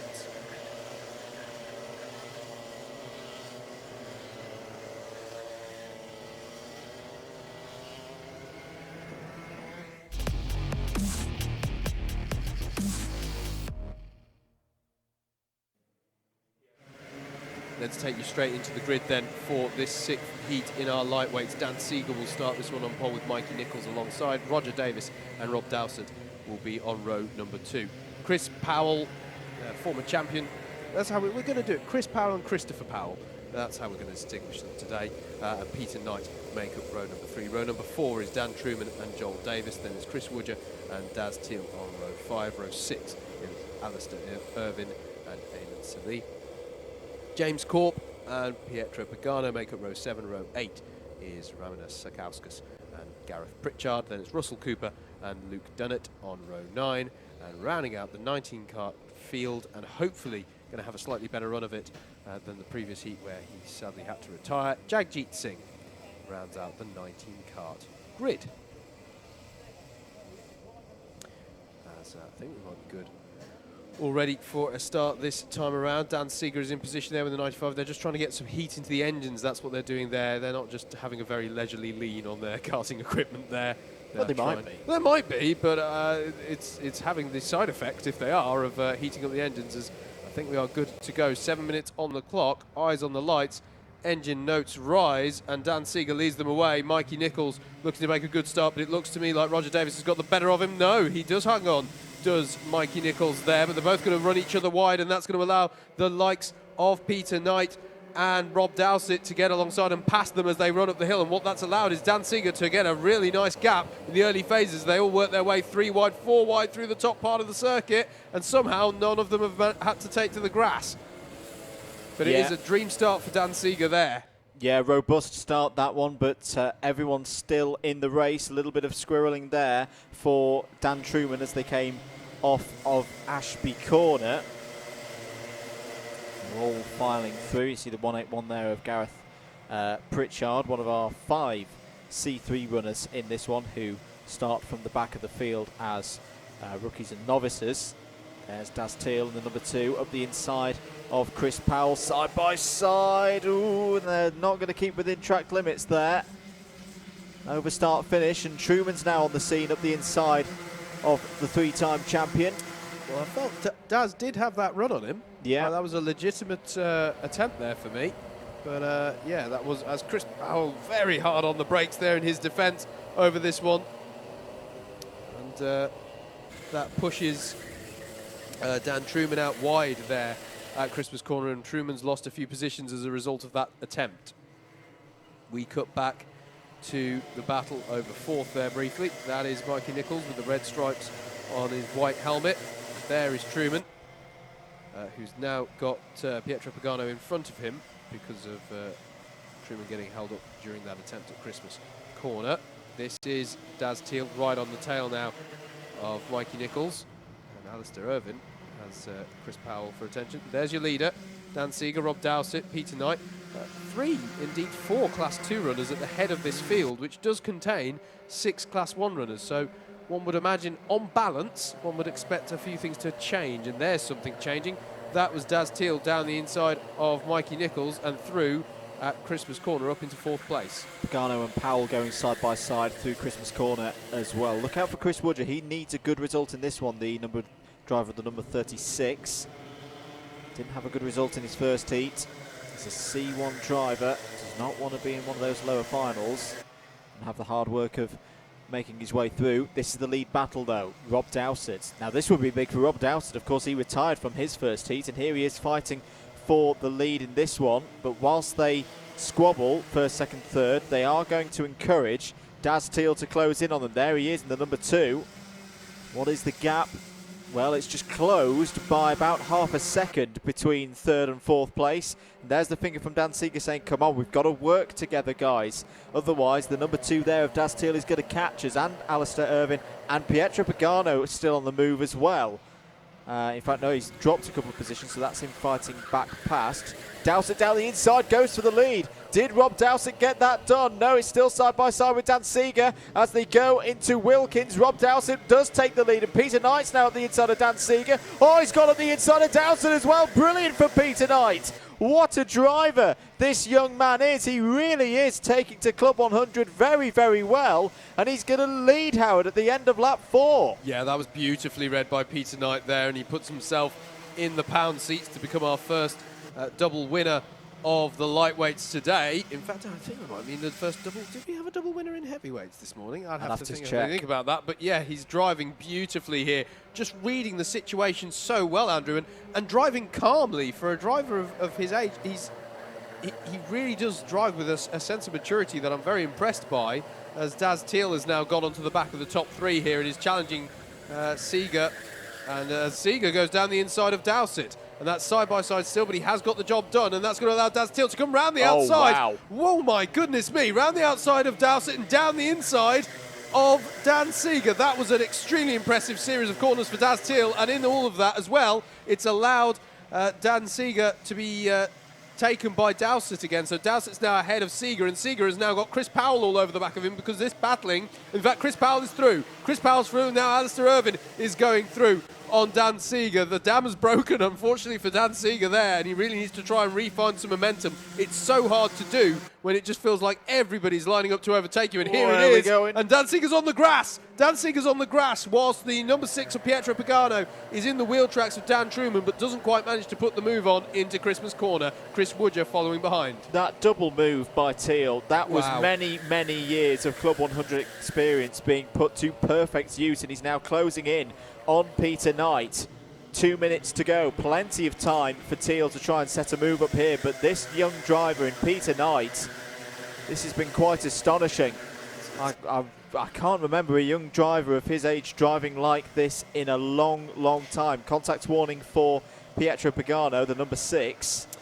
It is. It's difficult not to characterise this in your mind as a bit of experience here, chasing some very young, Raw talent here. Yeah. This is very exciting stuff at the head of this field. Don't count out though Rob Dowsett and a certain Chris Powell behind as well. And there is Chris Powell down the inside. Lovely move there from Chris Powell up into 3rd place. Remember, he's got nothing to lose. He's not in this championship fight. He's here for the fun, and he's having a lot of that right now. Quick look over the shoulder from Peter Knight. He knows that Daz Teal is there. Through Wilkins they go. Downhill braking into Ozers. You want an apex late to allow yourself as much speed onto the straight. Get over to the right-hand side, braking hard into the boot. Don't get too greedy on the exit of the first part, because you need to be over to the left to go through the next few right-handers. Another little look from Peter Knight. Daz Till goes to the inside, but there's not really an opportunity on there.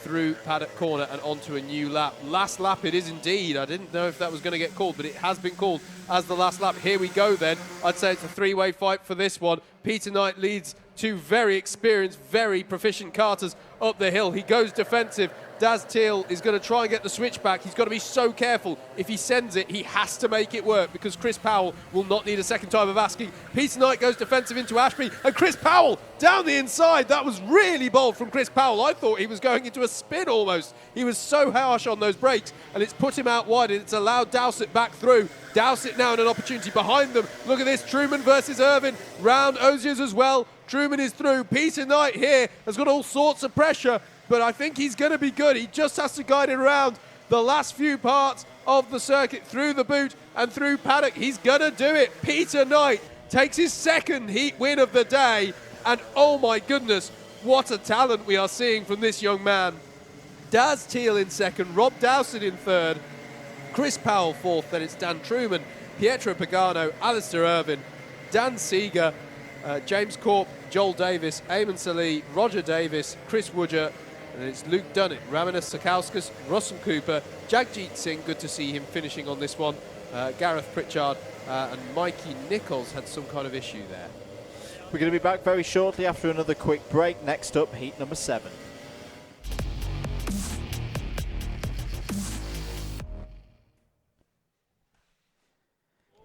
Back here at Whilton Mill. Howard's got a grid for you for heat number 7. I do indeed. Ned Douglas will start this one on pole position with Hussein Rashid alongside. Andrea Fioravanti and Dan Healy will make up row 2, and then it will be Steve Alvarez-Brown and Jack Cameron Drayton on row 3. Row 4 will be Steve Hicks and Keith Segal. Toby Case and Rihanna Perkos make up row 5. Row 6 will be James Martin and Matt Collier. Then it'll be Oscar Lancaster, Rogero Mendez, Pete Crompton, Dean Everest on row 8, and row 9, rounding out the 18-car grid, will be Jed Toole and Tommy Welsh. Thank you very much. Keep your comments coming in on the YouTube stream. Make sure you subscribe to the Alpha Live YouTube channel, and thank you very much to those who have, because we've passed 12,000 subscribers today. As Steve Hicks is going in for a kart change, and that will trigger some more warm-up laps. Yeah. So Hicksy has found something's not quite right. Yeah, it's about as late as you can make that call as well. Because pretty sure they would have started that one otherwise. Yep, he is within his rights. Oh to, yeah, yeah. On that one single formation lap, if you can feel that something, it might be handling. Yeah, you can see David, ever the eagle-eyed cameraman, is down up there on the gantry having a look to see what the drama is down there. Agent in the field. He is. He's good. He's very good at that stuff. Very good. There is Steve Hicks. A running Hicks. And he's waving to the fans. It's very, little bit Sparman. Oh, what year was it at Monaco where the drivers ran back? 2000. Nice. Because it was when Jenson Button was in his first year for Williams. Wasn't it? had Pedro Diniz and Ricardo Zonta running past the boats. That's good. Showing my age now, aren't I? So Hicksy will get a new kart sorted. And this is time when all the other who's that also having a kart change? Or is that someone getting ready for the next? That's getting ready for the next race. Hello to Bacon. Bacon Hi. on YouTube, who says, come on Dean, which I'm assuming is Dean Everest, who's one of our C3 drivers. All of our C3 drivers as novices start from the back of the field, but as we've seen already, some of them are able to race their way through. And Steve Hicks has a new kart. He does, and he slots beautifully into the grid there.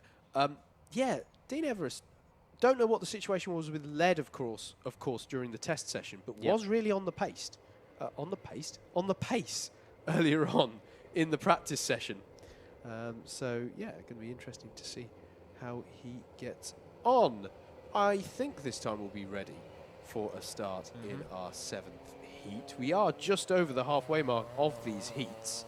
There's 12 of them in total to run, and then, of course, we will have our 3 finals, our C, B, and A finals. There is a promotion system such that if these heats do not go too well for the drivers, they can earn promotions up through the races. We'll get to all of that, though. There is the man that Super GT fans adore, mainly because he is Super GT. I made that too cryptic. There he is. It's going to be interesting to see how he gets on in this one, in that number 63 kart. Going teammates from yesterday, Linus. Yeah, it's quite interesting. I just realised that as I was looking at it. This could be very interesting between Steve Hicks and Steve Brown, 5th and 7th on the grid. We're good for a start, though. Ned Douglas leads them away for heat number 7, and away they go. Looks like a fairly even start there. Hussein Rashid is going to try and hold on to second place, and he manages it. Unlike last race, they haven't gone too wide, but there is going to be an opportunity for Dan Healy coming up the hill to take that second place away from him. And look out for Steve Brown as well, down the inside of Andrea Fioravanti, I believe that is, through Christmas Corner. Yeah, Rihanna Percox in the middle of it all. Dan Seeger's round! And that was a heart-in-the-mouth moment there for Dan Seeger. I think it was Keith Segal going round. Sorry, excuse me, of course it is. Keith Segal going round there in the white suit and helmet, hand in the air to gesture to other drivers, do be careful. But, yeah, thankfully, no contact made. Rogério Mendes on the move as well in there in the 101, but there is Ned Douglas. Had a penalty in his first heat, which pushed him down a few spots, but he's got the lead here ahead of Hussein Rashid. Super GT though, Steve Brown has had a great start, is in P3 as they finish lap number 1, bearing down on the number 11. Andrea Fioravanti there in 4th, Dan Healy and Steve Hicks going at it 5th and 6th at the moment. Jack Cameron Drayton's had a good start as well. Good to see him there in the 183 up in 7th place. And Super GT is going to go for the same move again. He is going to go for it again round the outside. Oh, it doesn't quite work this time on Hussein Rashid. Yeah, I mean, it's a very unusual move. Let's be fair. It's the Albon move. It is the Albon move, but yeah, it didn't quite work this time. This is Steve Hicks pursuing Andrea Fioravanti over 4th place. And yes, we absolutely could have this interesting situation. Dan Healy has already got past Fioravanti on this lap. That's the change that had happened there. Here is back with Hussein Rashid in 2nd, Steve Brown on his tail. There is Dan Healy, and there is Fioravanti defending against Steve Hicks. And yeah, if Hicks makes enough progress, we could see a little battle between the teammates who won the Endurance 60 event here yesterday morning. Steve Hicks and Steve Brown taking the win in that one. This is the battle for the lead then. Ned Douglas with the high-vis helmet ahead of Hussein Rashid, and Steve Brown still no overtake around the outside or otherwise this time around as they come through the top part of the circuit. Anything into Ashby? Yes, Rashid shoots the gap, and at the same time Douglas under the pressure goes wide, and that allows Steve Brown through as well. And Brown is going to be on the outside of Wilkins. He's looking for an opportunity. He'll get the switch back. He might have an opportunity into Ozier's. Yes, he will. Down on the brakes, and Steve Brown is to the head of the field as behind him Ned Douglas and Hussein Rashid spoil over the scraps of 2nd place. Apologies, I thought Hussein Rashid had overcooked that and shot himself through Ashby hairpin, but he nailed it on the inside of Ned Douglas. Steve Brown reading the situation perfectly to get the move done. Now, this is a crucial period of this race now, because they're the number 4, Dan Healy, who for me is probably the most on-form driver in this category at the moment. How quickly, or can he for a start, but if he does, how quickly can he get past Douglas and Rashid? Can he get onto the back of Steve Brown and challenge him for the win in this race? Colin's been killed. I think that was by Oscar Lancaster. as he was side by side with Andrea Fioravanti. We have got to be careful if ever we have a field with a driver in it called Colin. But yes, Colin the Cone has been destroyed again. He has. This is not right. It's time to stop. 3.5 minutes to go in this one. Healy hasn't been able to get by either Douglas or Rashid on this lap. Now let's see what the pace is like, because of course Brown running out front now with no toe. What is it going to be like? It's a 53.9 for Steve Brown. Which I'm going to be honest, please don't hate me, viewers, but that's not particularly quick by Steve's standards. Normally we see him down in the mid 53s at least. There's Rihanna Percox just closing onto the back of Oscar Lancaster. Colin is being repaired. Down the inside of Ned Douglas goes Dan Healy. That will be good for third place. That's important. If he wants to win this this heat, he's got to get onto the back of Rashid. Got to say, Hussein Rashid driving so well to keep up to the pace at the front of this field. He's impressing me so much over the course of this season.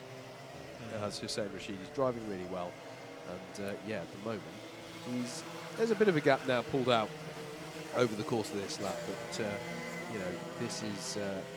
I always try and avoid using the phrase "for a Class 2 driver." Because the whole point is that we're fairly far on into the season. These Class 2 drivers are really coming on as they drive. But again, it's still the basic principle that on paper, if a Class 2 driver is up there with the Class 1s, it is a good thing and should be praised. And you've got to remember, a lot of the C2 drivers, the experience level that they're at, they've maybe been doing this for 4 or 5 years.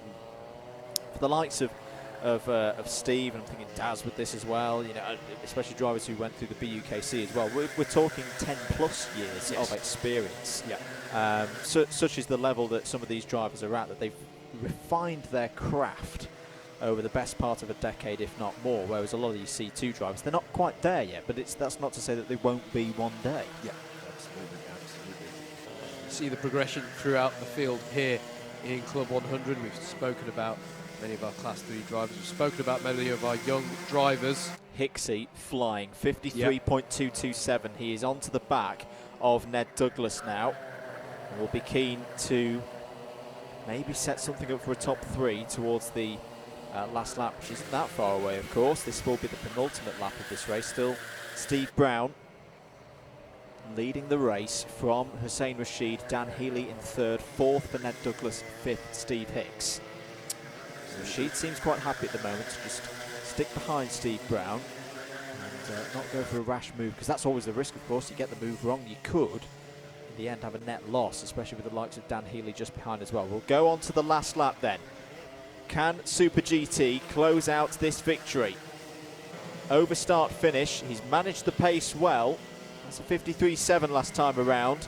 But Steve Hicks is really closing in now. Surely he's going to have a go at Ned Douglas as they go up the hill, and a move for P4. Hussein Rashid's going to go defensive now and half look up the inside, but Brown has held the lead through one of the big overtaking opportunities around this circuit. Is Hicks going to sling it down the inside into Ashby for P4? No, he's not. He's going to hold there, but Healy's gone down the inside for P2 to try and get that past Hussein Rashid, who's been forced out wide. That might be it. That might have handed the win to Steve Brown, because he's got a gap, but there's a back marker. It's Keith Segal who may come into this. Side by side go Douglas and Hicks coming onto the back straight. He's gestured them through, Andrew. Keith Segal, his experience showing, is wise to it. He knows that he is traffic, but it's difficult for him to avoid being so through the boot there. But they are going to all get through, but it is going to be Super GT. Steve Alvarez-Brown takes the win ahead of Dan Healy. Hussein Rashid in third, Ned Douglas in fourth, Steve Hicks in fifth, Rihanna Percox, another strong finish, in sixth. And it's Andrea Fioravanti, Oscar Lancaster, Rogerio Mendez, Matt Collier to round out the top 10. Then it is Jack Cameron Drayton, Tommy Welsh, highest placed of the Class 3 runners, Toby Case, Jed Toole, Dean Everest, Pete Crompton, and Keith Segal. Drama early on down at 17th place. That was a textbook or an example in the textbook of race management. Not the quickest race that Steve Brown has had, but he kept his eyes forward and got the win there. Really good stuff. We're going to take another short break. Next up out on circuit will be Heat 8, the last heat of rotation number 2.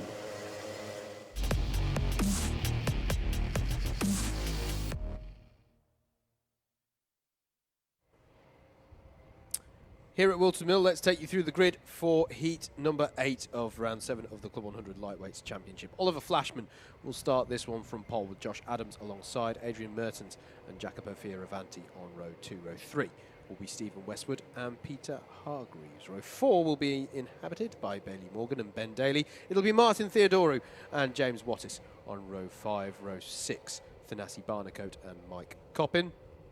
Steph Theodoru and Chris Alcock on row 7. Row 8 will be Niall Toohey and Andrew Rabbage, and then it will be Ben Simpson and James Browning on row number 9. And on row 10 of the 19 kart field will be the number 34 of Sam Morris. We'll be interested to see how far Chris Alcock can get through the field in this one. This is his from the back of the established field start. All C1s and C2s have a front, a middle and a back. All of them ahead of the C3s, of course. So this is the damage limitation race for the driver of the number 3. Field coming round the final corner. Are we ready for an off? It's very slow. Yes, we are. Heat number 8 then. Big chance this for some of the drivers towards the front to get big points. Away we go then. Can Josh Adams hold himself there in P2? He's side by side with Adrian Mertens, Stephen Westwood just behind as well. In fact, Josh Adams going for the lead and has got the lead up the inside of Oliver Flashman, the 179 of Jacopo Fioravanti as well. There's a lot of younger drivers towards the front of this field, and that's a really good start from all of them as they go through Inkermans for the first time. Josh Adams will lead down into Ashby. Thanasi Barnacote's a little bit wide towards the back of the field. That was a pretty clean start, Howard, from the runners, as Mike Coppin's going for a bit of a hop across the grass on the exit of Ashby. Yeah, there was one driver taking to the grass on the outside of turn 2. Didn't quite make out who it was, but it put them towards the back. It might have been Niall Toohey, but I'm trying to look out for that one on timing. But on the whole, very clean start from these drivers. And let's not forget that Flashman, our pole sister, did have a bit of an incident in that previous heat. So there's a lot of drivers who want to get that good score on the board. Ben Simpson being forced out wide a little bit, but it's Josh Adams leading from Jacopo Fioravanti. Great start for him. Oliver Flashman down to 3rd, Stephen Westwood 4th, Bailey Morgan 5th, and Theodoru, Hargreaves, Mertens, Wattis, Coppin, the top 10. Flashman. There down the inside, Martin Theodoru on Bailey Morgan. Penalty for Jacopo Fioravanti for an ABC bump and pass, so he will be pushed down 4 positions at the end of this race. Sorry, Howard. No, that's fine. I was just commenting Flashman going defensive against Westwood, but as you say, Theodoru going through on Morgan for 5th place. The actual move that was completed through Christmas Corner. Here is Flashman in the 176 defending against Stephen Westwood there. And has Bailey Morgan got back through on Martin Theodoru there, actually? Yes, he has. Changed back again, so here's Theodoru again going for it into the boot and perfectly judged in many ways. Bailey Morgan's going to try and hang it on around the outside, but surely that's not going to pay off, and he's going to be under pressure from Peter Hargreaves in the 25 through paddock corner. Give each other room. You do not want to be hitting the high-rise block of flats, as some people unkindly call it, of that curb on the inside. And there is Mike Coppin making his way through on Adrian Mertens as well. Now Oliver Flashman on the tail of Jacopo Fioravanti. Change for 2nd place as they come through Christmas Corner. And now, what is the gap that Josh Adams has? He has a bit of breathing space here as well. So these two, and there is the signal from Flashman to say, we've got to work together. Here's Adrian Mertens on the grass and round. Who's that he connected with there? Peter Hargreaves. That was Hargreaves. So disappointment there for Hargreaves. He's going to have to get out and recover that one because he's not allowed to just restart on the grass. Here is Mike Coppin down the inside of Bailey Morgan.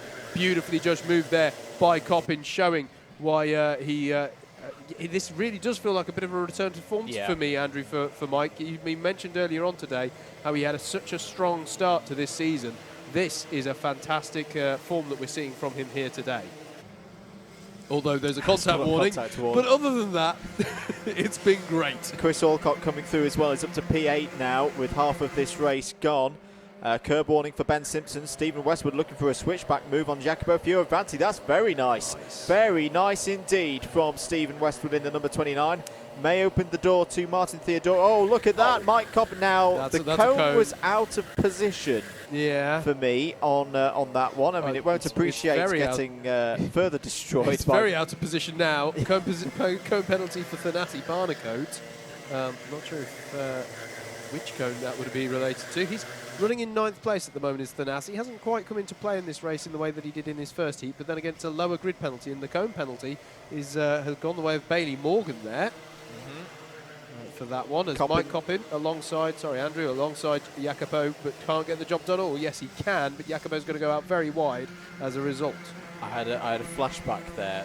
Mike had a huge curb strike here last season, which I've got a great slow-mo of somewhere, and I had visions of it happening there again as Thanasi Barnacote's looking down the inside of Bailey Morgan. Chris Alcock's more than looking down the inside of Fioravanti. He's getting the move done, and that is 6th place now for Chris Alcock in the number 3. Barnacote attacking and defending at the same time as Steph Theodorou's back in the mix. Here is the battle for the lead. Josh Adams and Oliver Flashman. Now, I don't know if Adams has made a mistake, because he has lost a point. That's a lot less than 0.6 of a second between the 20 and the 176. There was a tap on the helmet there from Adams to say, think about it, let's still work together, which I could see the sense of at this stage. 2.5 minutes to go.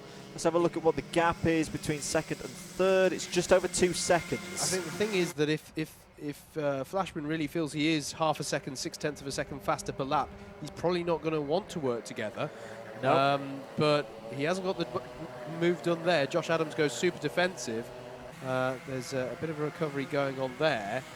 It's a difficult call, to be perfectly honest, Andrew, because it's not like Westwood and Martin Theodorou are slow exactly. So the idea that they're going to necessarily pull away might be flawed. But for the moment, they are nose to tail, and Flashman not fighting too hard at the moment. Maybe he's just allowing the gap to reel out a little bit further. Here is Mike Coppin, though, with Chris Alcock in his tow. They'll work together, presumably here to work their way up through past the next couple of drivers, won't they? Yeah. Just had word from Steve Hicks. The reason why he changed his cars in the last race was to feel the chain slipping on the warm-up laps, which it is a tough circuit, this, for chains. A battle going on there for the lead, but here is Mike Coppin down the inside of Martin Theodorou, and they've both gone through. Both Chris Alcock as well has gone through, and there's the battle for the lead. It's looking really, really frantic into every corner here between Josh Adams and Oliver Flashman, and yeah, they do have to be careful. I think they're being rescued in this battle by the fact that the pack behind them don't have too much space because of the battling going on here. Sorry, the Applewood boys are massively entertaining me with some of their gesturing. There's a very pronounced "let's go" from Coppin, and then Chris behind him wagging his finger at Martin Theodorou, going, no, don't even think about it, because these two will work together. They're very, if you're not aware, Mike Coppin in the number 8 and Chris Alcock in the number 3, very, very good friends, and they will work together at this stage, because there's still things that can be won. I say work together. Mike's now defending from Chris. It's last lap. It is last lap. Gloves are off time. I wonder if they could still maybe catch Stephen Westwood if they've got a chance into the boot. Adams and Flashman seem to have had a truce on their fight, or at least are going to kick it off again when we get into the boot for the final time. There they are. And Stephen Westwood is being caught by Mike Coppin and Chris Alcock. Are they going to try and set something up for the last couple of corners? They're still a little bit back, but Josh Adams looking to hold on here to this win, and it would be a really, really good win for Josh Adams. Round the final corner, here he comes. He's had heat wins so far this season, and that's another one. Josh Adams takes the win ahead of Oliver Flashman. Stephen Westwood 3rd, Mike Coppin 4th, Chris Alcock 5th, which I think he'll be pretty pleased about, because that was his back of the grid start.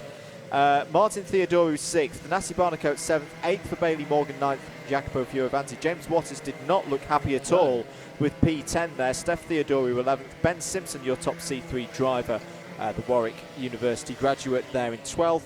Andrew Rabbage 13th, ahead of Adrian Mertens and Ben Daly, Niall Toohey, Sam Morris, James Browning and Peter Hargreaves, who had that spin down at Ashby midway through the race. Right, well, everyone's taken part in 2 races now. We're going to take another short break here on your Alpha Live stream, sponsored by Navos, technology solutions you can trust. We'll be back very, very shortly with commentary from Double Dash Motorsport Media on heat number 9.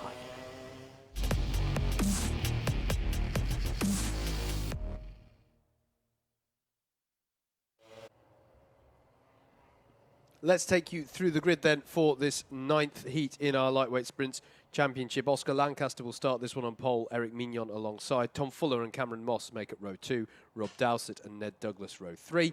Row 4 will be Dan Seeger and Mikey Nichols. Christopher Powell and Daz Teal make up row 5. Row 6 is Callum Brule and Chris Woodger. Then it will be Jack Cameron Drayton and Keith Segal on row 7. Row 8 will be Abu Suhail and Greg Smith. Row 9 of this 18-kart grid, Dean Everest and Jed Toole. Thank you very much, Howard. There's a slight pause. I just wonder, are we having a full grid weigh-in? That's possible. Which can sometimes happen in the lightweights. There were quite a few younger drivers in there where... no, I've just heard a whistle go, so we are getting underway for heat number 9. I got very freaked out though, because we've only got this shot of this part of the track. I was like, oh my goodness, they must already be in the boot if I can't see them on this shot. And then they actually haven't come out the pits yet. Such is the nature of the media room that we have here at Whilton Mill, which they is a... We sort of haven't acknowledged it in all the sort of disruption there's been this year, but we have now got this dedicated room for doing this, which is fantastic. But we are very reliant on the pictures that we get beamed into the box here to know what's going on around certain parts of the circuit. Interesting grid this, in a way, Andrew, because unless someone can correct me, the vast majority of the grid are Class 2. All the Class 1 runners are relatively far down on the grid. You don't get Class 1 runners until row number 5. So there is going to be a trend of Class 1 runners trying to work themselves up the order. And we've got some fast C2 drivers in here as well, so it's going to be a key one for those drivers. As we saw this morning, 9 C2 drivers in heavyweights made their way into the A final. It was a good day for C2 drivers in their championship fights. But away we go then for the first heat in the 3rd rotation. This is heat number 9 at Whilton Mill for round 7 of the Lightweight Sprints Championship for 2020. Good start from Oscar Lancaster. Eric Mignon holds himself there in 2nd place really well. It's been difficult to do that for the anti-pole side of the grid so far today, but that was spot on. Dan Seeger trying to fight his way through and go around the outside for that 2nd spot. 3 wide, 4 wide in places as they go round Christmas corner, but it's another good start. The starts in general have been very good today, I thought, from both the lightweights and the heavyweights. May long it continue. Down into Ashby Corner, everyone's still running in this one. Daz Teal is back out there again. It seems he's had 3 very close together heats, but this, of course, for all of these drivers, is their final heat of the afternoon. I do just want to acknowledge, Andrew, what I'm starting to feel is a bit of the curse of the 3rd grid slot. Tom Fuller ended up out on the runoff out of the crook, ended up wide and lost several positions. We're on heat 9. I reckon it's the 7th time I've seen that today. It's a really hard grid spot to convert into a good run up to the Christmas corner on that one. I'm going to pose a theory here. You know, when you're on grid 2 in the conditions we had this morning, you're off the racing line as you approach through turn 1 and turn 2, as Daz Teal has a little look at Rob Dowsett. So it was hard this morning to get in on that one single kart width racing line and get some good grip. I don't think that's the case now. We said the track conditions are the best we've had all weekend, and you can hold it on that one kart width wide line off of the perfect line to hold yourself in there. And what that then means is grid 3 is getting forced out wide as they go through the 2nd part, the transition back to a right-hander by P2. Yeah. And whoever's starting on grid 4 prevents that person from just going to the inside. Yes. Going through the 2nd part of the crook. But it's just an interesting effect that I've noticed. A lot of drivers struggling to convert that grid position. Tom Fuller, sure enough, down to 7th place on the 1st lap. We are now, though, at the end of lap 2. It is Dan Seeger in the lead of this one, ahead of Oscar Lancaster. Rob Dowsett in 3rd, but has got a penalty you will have seen come up on your screen. This is the 53 of Tom Fuller, indeed, defending against Greg Smith, and Greg Smith is going to go down the inside of Tom Fuller there and nab 6th spot off of him. Greg Smith is absolutely on it today. This is the 2nd time that we've seen him up in the mid part of the top 10 as a C3 driver. It's down the inside there. Oscar Lancaster on Rob Dowsett. Daz Teal trying to find his way through. No, you're not going to do that, surely, Daz. Yes, he is. Oh, yes, that was brilliant. That was brilliant from Daz Teal to take 2nd place away from, well, both Oscar Lancaster and Rob Dowsett. They both held out the point. There's an incident down at Ozie's. Abu Suhail is involved there. I can't tell which other driver it is, but they have got going again. Chris Woodger is not having a good season. He's off the back of the field in 18th place, as Dan Seeger now has a 2.6 second lead over Das Teal. Rob Dowsett third, fourth, Oscar Lancaster. Here goes Greg Smith again on the inside. It takes fifth place. Christopher Powell, sorry, is on the move, trying to get past Tom Fuller. It was Dean Everest, the other driver involved in the incident with Andrew Sahale, as there's a cone penalty for Mikey Nichols, so he will be docked one position from wherever he finishes. But yeah, here is Greg Smith, driving brilliantly, as Andrew says, now ahead of Eric Mignon in that fifth place. Bear in mind it's actually a net fourth as it currently stands, because of the penalty to be applied to Robert Dowsett in the number 61. Absolutely. 3.5 minutes to go. The shadows lengthening here in the autumn sun at Whilton Mill. I do love racing around here at this time of year. Yes. Yeah, it is really nice, isn't it? As Daz Teal. Abu Sahel gets a takeout penalty for that incident with Dean Everest. To be honest, though, it won't have much effect because he is at the bottom of the order at the moment anyway. Let's give some credit to Dan Seeger here, which I'm not sure we've done so far. 2.8 seconds to the good at this stage in the race. Make no mistake about it, Daz Teal will be trying his hardest to close that down, and I think Rob Dowsett is committed to working with him. As Christopher Powell down the inside of Eric Mignon. Beautiful move there by Powell, but Mignon's going to come back at him, and Tom Fuller is looking to make up some positions as well, side by side down the back straight. There's your race leader, Dan Seeger. There's Daz Teal and Rob Dowsett with the penalty hanging over him. Oscar Lancaster and Greg Smith are next there. And who is in? It is Christopher Powell now who's come to the fore in that battle over sixth place ahead of Eric Mignon and Tom Fuller. Mikey Nichols, Callum Brule just past Cameron Moss as well. So Brule there in the yellow helmet. And here is Greg Smith down the inside of Oscar Lancaster, and another beautiful move from Greg Smith. Can Lancaster come back at him at all? I'm not sure. He's got the momentum. He might have something into Ashby. No, he's going to tuck back in. So another lovely, beautifully judged move, I should say, from Greg Smith there to take himself up into fourth place. Dan Seeger extends his lead. Christopher Powell, by the way, has got past Eric Mignon, if we've not mentioned that already. Callum Brule on the recovery driver has got past Cameron Moss, and there's a cone penalty there for Michael Nichols. So another spot for Callum Brule. 1.5 minutes to go. What can Teal and Dowsett do about Dan Seeger at the moment? Not much. Seeger's about 0.2 of a second quicker. If he does win, sorry Andrew, if he does win, it will be his first heat win of the year for Seeger. He's had a couple of second places, but this would be the first win this season, at least, for the driver of the number 95. These two working together to reel in, but I don't think the gap went out by another 2.5 tenths last lap. I think they now just have to battle away. If anything, they've got to keep an eye on Greg Smith behind him, because Greg Smith is the second fastest driver out on circuit at the moment, at 53.6 last time around. Only Christopher Powell is quicker as we go on to the last lap then. Now, will Rob Dowsett try and set something up here for a move on Daz Teal? Ooh, Teal got a little bit of a better run through the crook and through Fine Lady.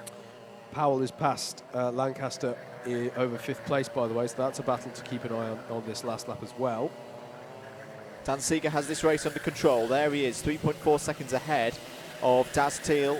Rob Dowsett right on his rear bumper, and there, Greg Smith. I mean, this, even as a fourth, would be a remarkable result for the C3 driver.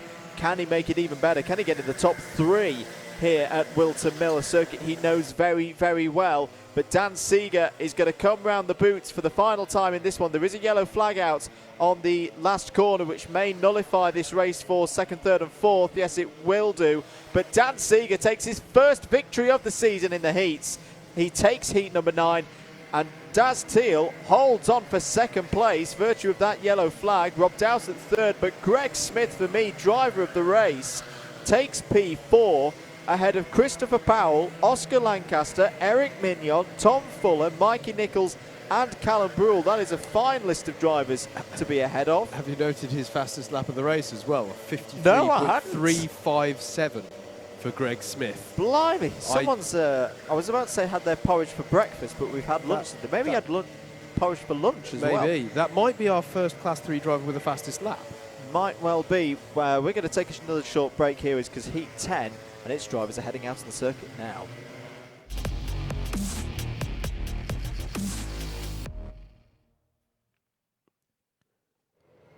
Looking at the grid then for heat number 10, Rogerio Mendes will take this one from Paul James Corp alongside Rihanna Percox and Pietro Pagano on row 2. Row 3 will be Dan Healy and Stephen Westwood. Row 4 will be Josh Adams and Reese Pope. Then it will be James Wattis and Bailey Morgan on row 5. Row 6 is inhabited by Peter Knight and Joshua North.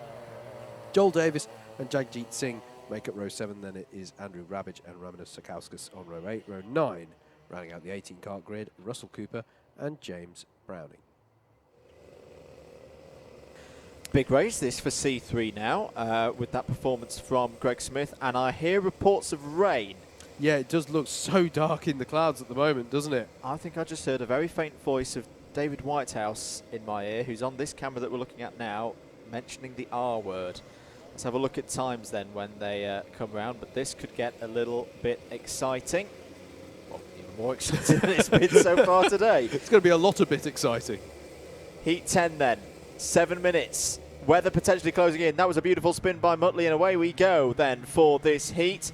Are they all going to career off into turn 1? No, they're just about holding it in there, but Rihanna Percox has had a great start there. Yep. Is that from the second row of the grid? She's going for the lead. It was from third on the grid, Andrew. Clearly she was listening to our advice and has gone straight to the lead of the race. Does she? Yes, she is going to get past Mendes. So Rihanna Percox up into the lead as Reese Pope goes a bit rallycross there, but manages to recover it back onto the track. Well, it looks dry at the moment. No one's slipping and sliding as of yet, but it definitely is closing in. It's gone very, very dark here all of a sudden as James Corp looking up the inside there of number 101, Pietro Pagano. Sorry, not Pietro Pagano coming through there. No, it was Pietro Pagano coming through. The number Apologies. 6. I got my 5s and my 6s mixed up for a moment in my head there. James Wattis, is having a moment. Is that wetness into the boots? That might be it. That was a telltale sign of a little bit of water in the boot when everybody starts getting a bit crossed up. We're going to find out now, Andrew, into 1 and 2. If it's wet, then if of anywhere on the circuit, we're going to find out here.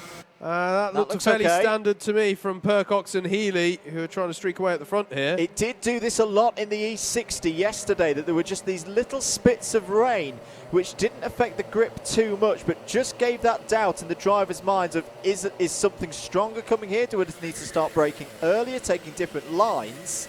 At the moment, though, Percox and Healy looking very, very strong out there. This is Pagano and Corp in 3rd and 4th.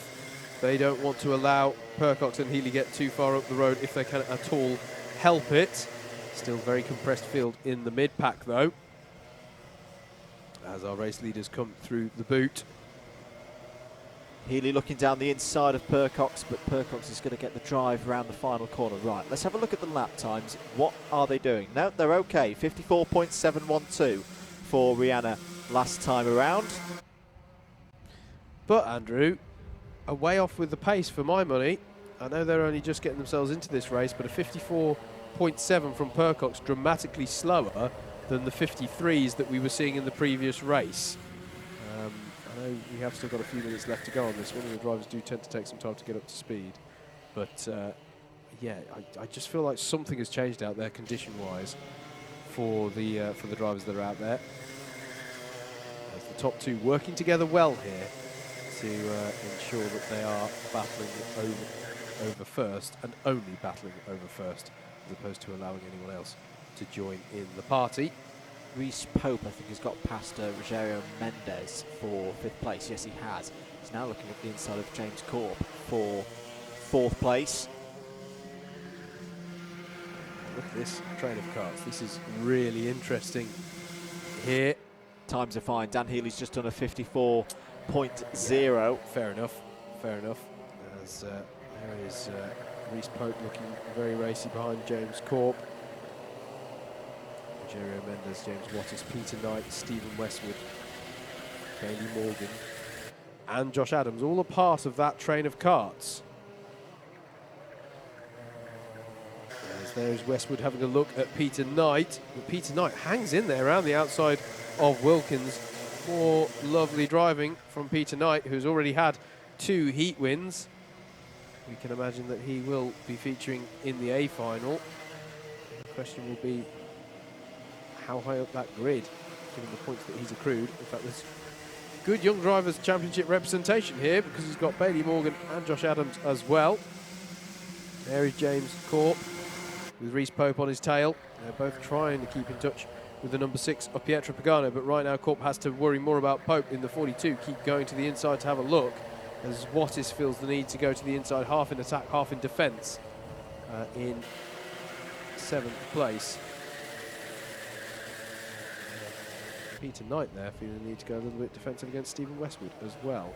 As there is the move from Pope down the inside of James Corp. And that is Pope up into 4th place. As Peter Knight and James Wattis are still battling away, but Wattis manages to hang on to that 7th place. Here is Reece Pope now challenging Pietro Pagano. Really nice racing style here from Reece Pope so far, apart from perhaps the excursion to the grass on that one, but he managed to hang that one together really well. The top 2 have worked together so well here, Andrew. They've checked out by 6 seconds ahead of this battle that we're looking at now.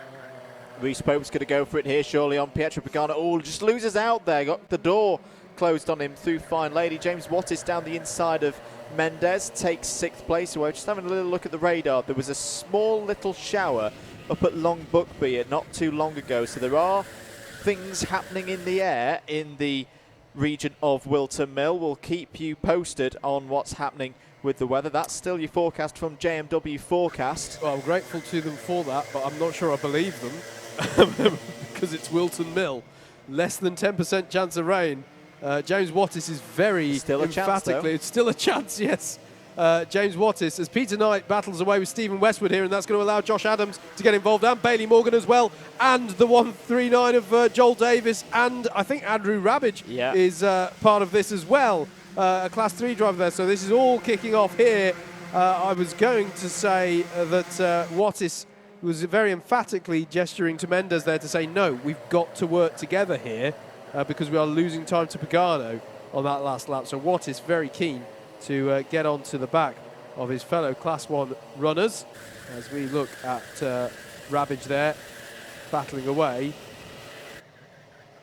And we're back with our leaders. This is Rihanna Percox leading the race ahead of Dan Healy.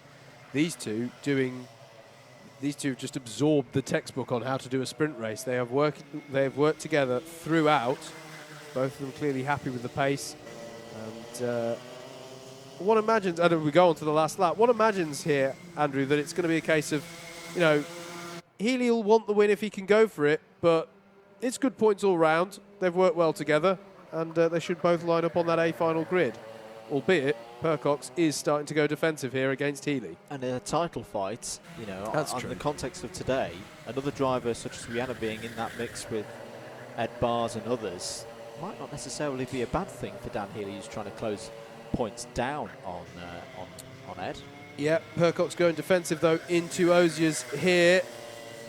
Healy staying in the wheel tracks, one last opportunity at the boot. He'll take it if it's there, but I think he'll be relatively happy to bring this one home, knowing he's got good points. That's interesting though, gets around the outside. That's not going to work, but it was a bit of an attempt there. But Rihanna Percox is going to come round to take the win at a track that she knows so well, ahead of Dan Healy. And then comes everybody else. Reece Pope finishes as 3rd ahead of James Corp. Pietro Pagano in 5th.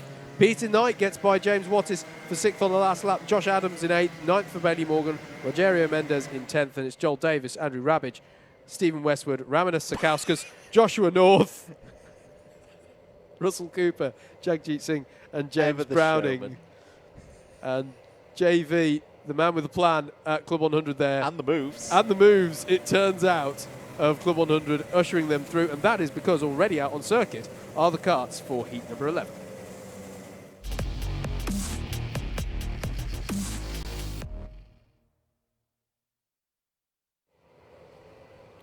Anyone a dab hand with video editing? Stuart Hubbard starts this one from pole. We definitely need some dance moves cut in someone find a good music track. Stuart Hubbard starts on pole. James Martin alongside.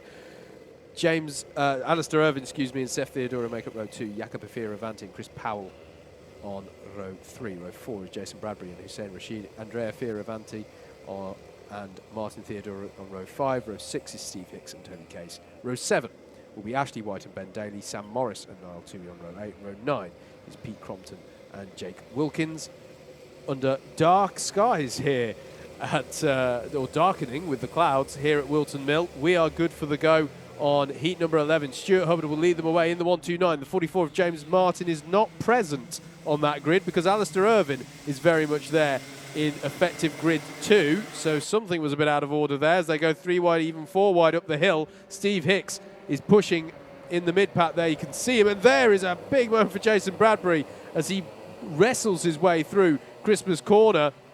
It's quite a robust start there, but I'm delighted to say that everyone has been able to stay on. Oh, and that's someone spearing off to the left there. Hussein Rashid is involved, but someone was spearing off there. They've rejoined the circuit. We've got a bit of chaos there at Ashby Corner. Going to try and get who was involved. It might be Ashley White. It's Pete Crompton. Pete Crompton was involved in all of that. I think that's the driver we saw spearing off to driver's left in dramatic fashion there. At the end of lap 1, though, as Steve Hicks battles away with Jason Bradbury there, it's Steph Theodoro who leads in the 85 ahead of Alistair Irvine in the 140. Chris Powell is in 3rd, Stuart Hubbard in 4th, and it's Jacopo Fioravanti, your top 5. And there is Alistair Irvine going by for the lead of the race. Great run up the hill from Irvine, and he has got the job done. Through goes Irvine, experienced driver. We're very familiar with commentating on in the context of the British Universities Karting Championship, but he's been having a fantastic time in Club 100. Frustration here from Martin Theodoro, I think that was, we saw very clearly asking his drivers to please, let's work together. This is our last heat, this is our last chance, as Steve Hicks is battling away with Martin Theodoro here into the boot. He's going to send it down the inside of the second part of the boot. Theodoro's got to be careful because it's all checking up behind them as well. Andrea Fioravanti battling away with Jason Bradbury there. Thought for a moment we were going to get one mounting the rear of the other's kart, albeit that's a very rare sight, particularly in this modern generation of Club 100 kart. Chris Powell down the inside of Steph Theodoro over second place. Look at this, everyone's going to the inside. The unorthodox thing, it appears, is to stick to the standard racing line here in this heat 11 of our lightweights. They all work their way through the top part of the circuit. It's nose to tail, 3 wide almost into Ashby Corner. That's a big moment there for Jason Bradbury. He seems to be so in the wars with this one, and somehow he's keeping it together and facing the right way. Penalty for Ashley White. That's for ABC bump and pass. I'm relatively surprised that's the only bump and pass penalty we've seen so far, as there is a lot of, what would be politely called banditry or rubbing is racing going on here in this 11th heat of our lightweights for round 7 of the Club 100 Sprints Championship. I do hope you're enjoying your Alpha live stream, supported by Navos, technology solutions you can trust. Check them out at navos.co.uk as our field of drivers come onto their 4th lap of the race. It is Alistair Irvine who leads ahead of Chris Powell by 1.4 seconds. Another driver very experienced around the circuit, as we mentioned, BUKC visitor here for a good few years. He's won races around here as well in the BUKC. Jason Bradbury fighting there with number 166 of Toby Case. This race, of course, the last heat for all of these drivers. There is Steve Hicks, trying to close in now on the 179 of Jacopo Fioravanti. And we mentioned on the DDMM podcast in the week, Howard, really great to see the Fioravantis back.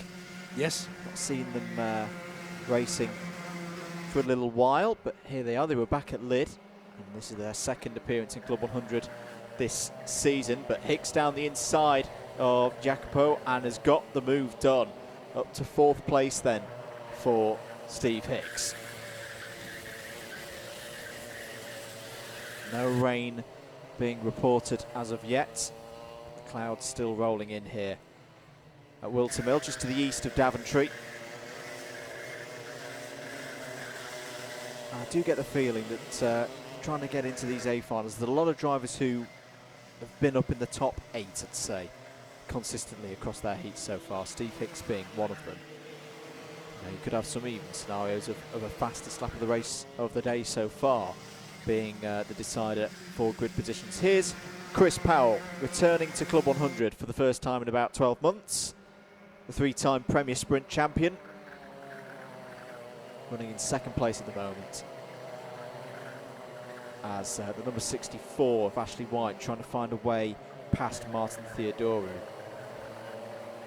Andrea Fioravanti not too far behind as well. And I heard murmurings before today's action that there were questions over whether Chris Powell would be up to the task, that he's been nursing a couple of injuries recently.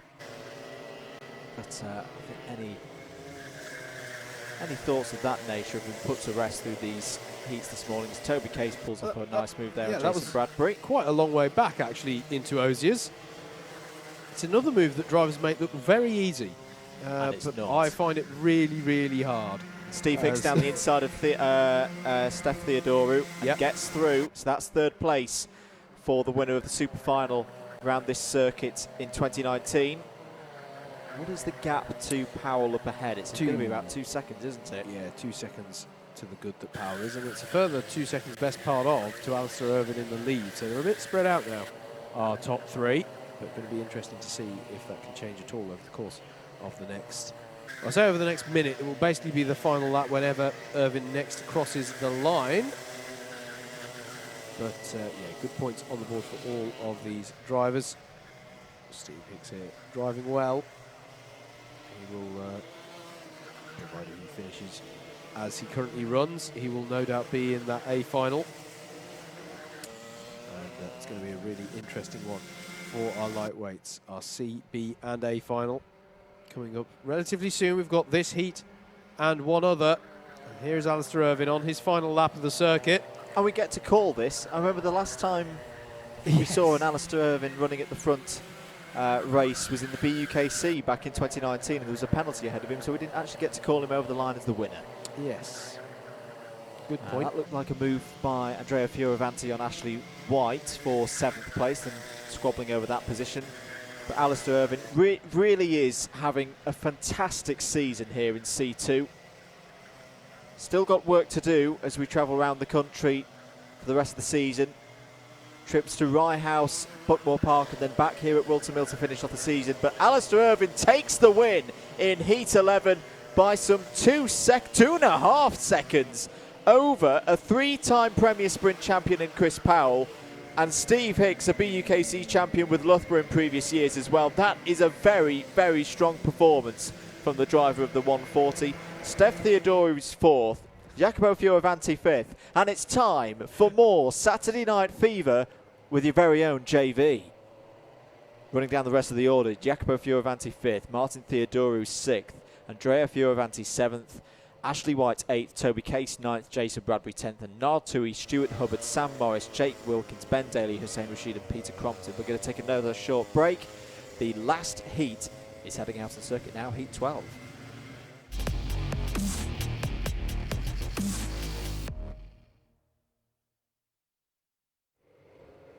Let's take you through the grid then for the final heat of the weekend here at Whilton Mill. Don't forget, we've got those all-important finals coming up. Chris Alcock is on pole for this one with Eamon Salih alongside Thanasi Barnacote, and Matt Collier are on row 2. Row 3 is Mike Coppin and Ed Bars.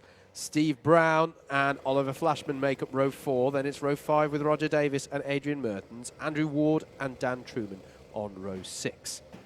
Row 7 is going to be Dan Cohen and Peter Hargreaves. Then it'll be Luke Dunnett and Tommy Welsh on row 8. And row 9 to round out your 18-kart grid, Gareth Pritchard and Ben Simpson.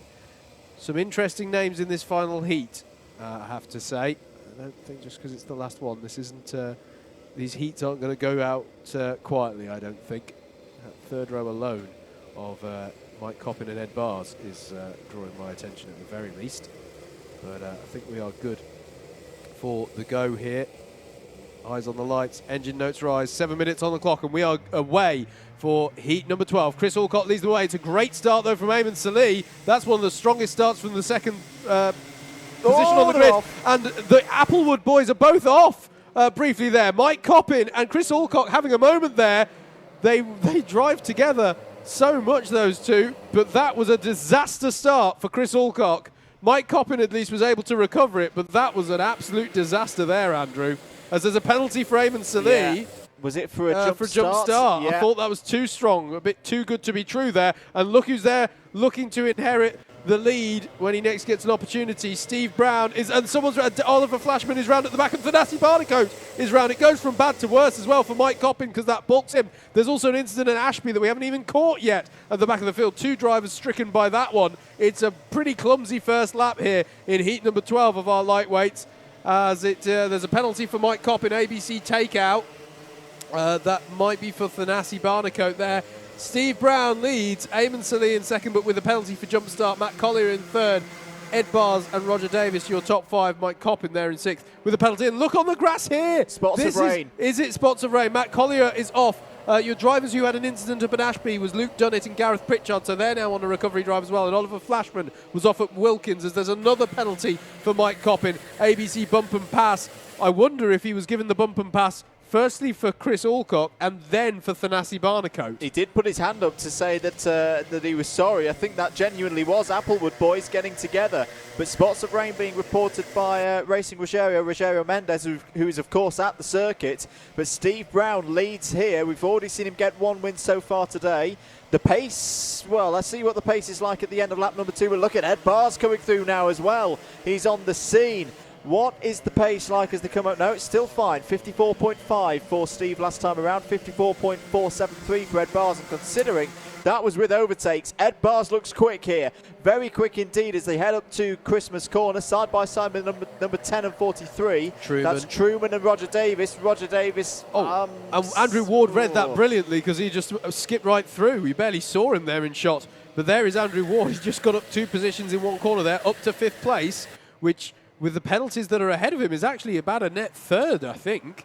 Dan Cohen getting through there as well, who needs a good result in this one after he had a retirement in his 2nd race of the day. Was very strong in his 1st, but needs a big one here to try and get into the A final. I wonder, Andrew, if there's 8 positions worth of penalties for Mike Coppin to be given, and Chris Alcock is down in 14th. We might see the Applewood boys potentially here. They're going to be on the cusp. They're going to be on the cusp, aren't they, between the A and the B final? I have to think back over their previous results, but this could get very interesting. Mike Coppin trying to tuck underneath Eamon Salih. Both these drivers carrying a penalty for jump starts and bump and pass penalties. Bars is flying. He did a 53.7 last time around. He's now right on the rear bumper of Steve Brown.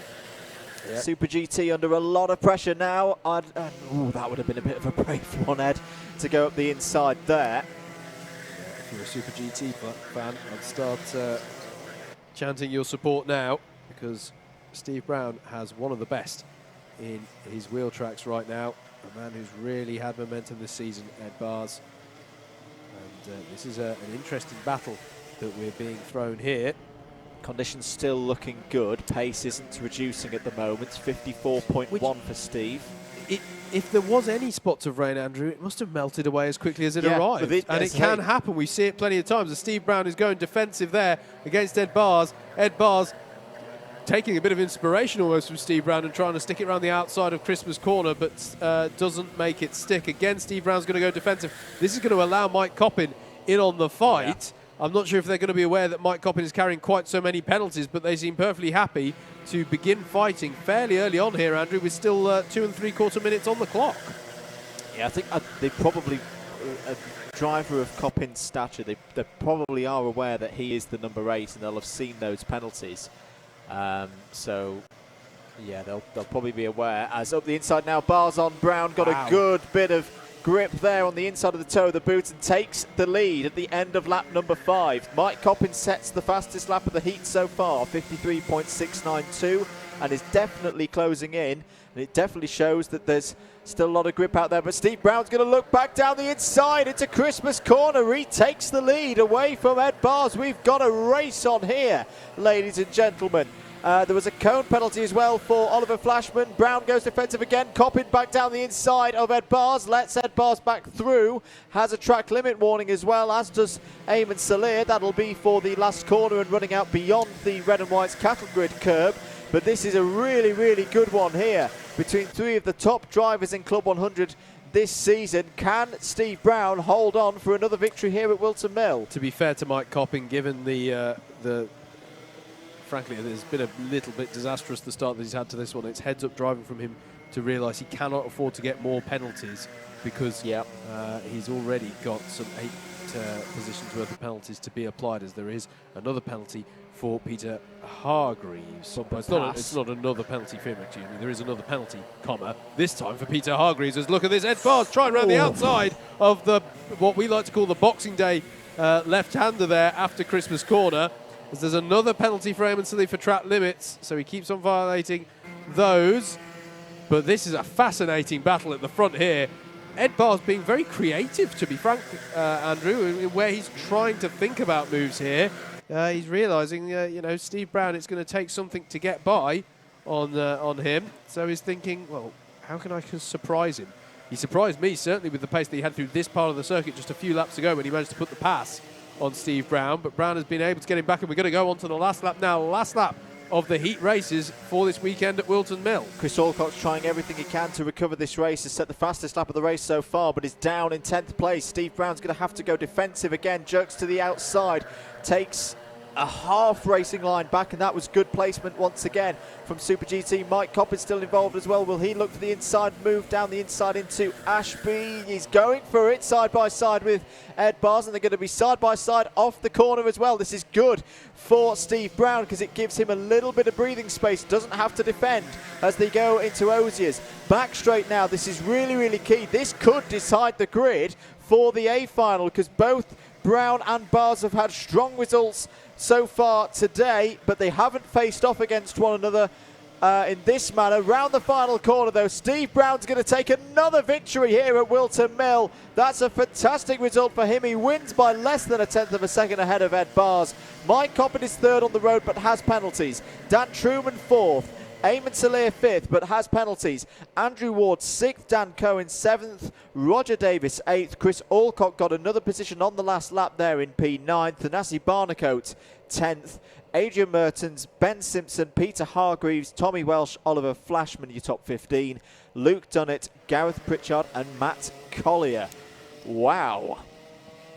Wow, indeed. I'm just thinking, was it Fuji in WEC last year where there was the Dancing Marshall clip? I'm just being reminded of that with JV's moves there. But that brings to an end our heat racing here. We've got the finals, of course, to go. Don't go anywhere. But there is going to be a brief pause here whilst they sort out all of the grids for our finals. So it's a good opportunity, Andrew, I think, for us to just say a small word about our sponsors for this one today. The stream is sponsored for you today by Navos Technology Solutions You Can Trust. Let's talk a little bit, we're very, obviously we're indebted to them for their support of the stream. Very grateful to have them along supporting this Alpha live stream of round 7 of the 2020 Club 100 Series of Sprint Championships. We've had them supporting the stream as a whole, so that's heavyweights and the lightweights. But what are we? Let's dig into the technology solutions that you can trust a little bit more. What they aim to do, essentially, is be the one-stop shop for all of your technology solutions. So, for software and hardware support, where perhaps usually companies would have to look to get multiple suppliers in, they look to bring it all together under one roof. Anything from cybersecurity all the way through to supplying the hardware that you need to make your businesses run. If it's technology related, definitely give them a call or check out navos.co.uk /services as well for particular details of the services that they can provide. And they'll be happy to talk you through what it is that they can do for you. And as I say, a wide range of stuff that they can do to bring all of your technology solutions under one roof. That is Navos, our sponsors for today. Technology solutions you can trust.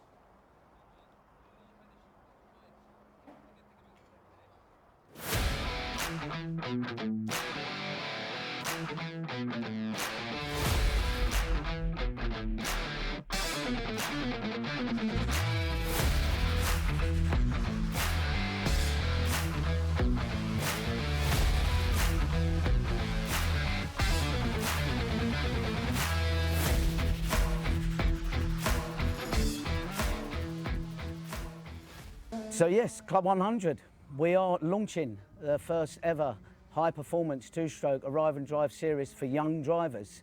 We're naming it the Young Drivers Championship, designed for 14 to 18-year-olds.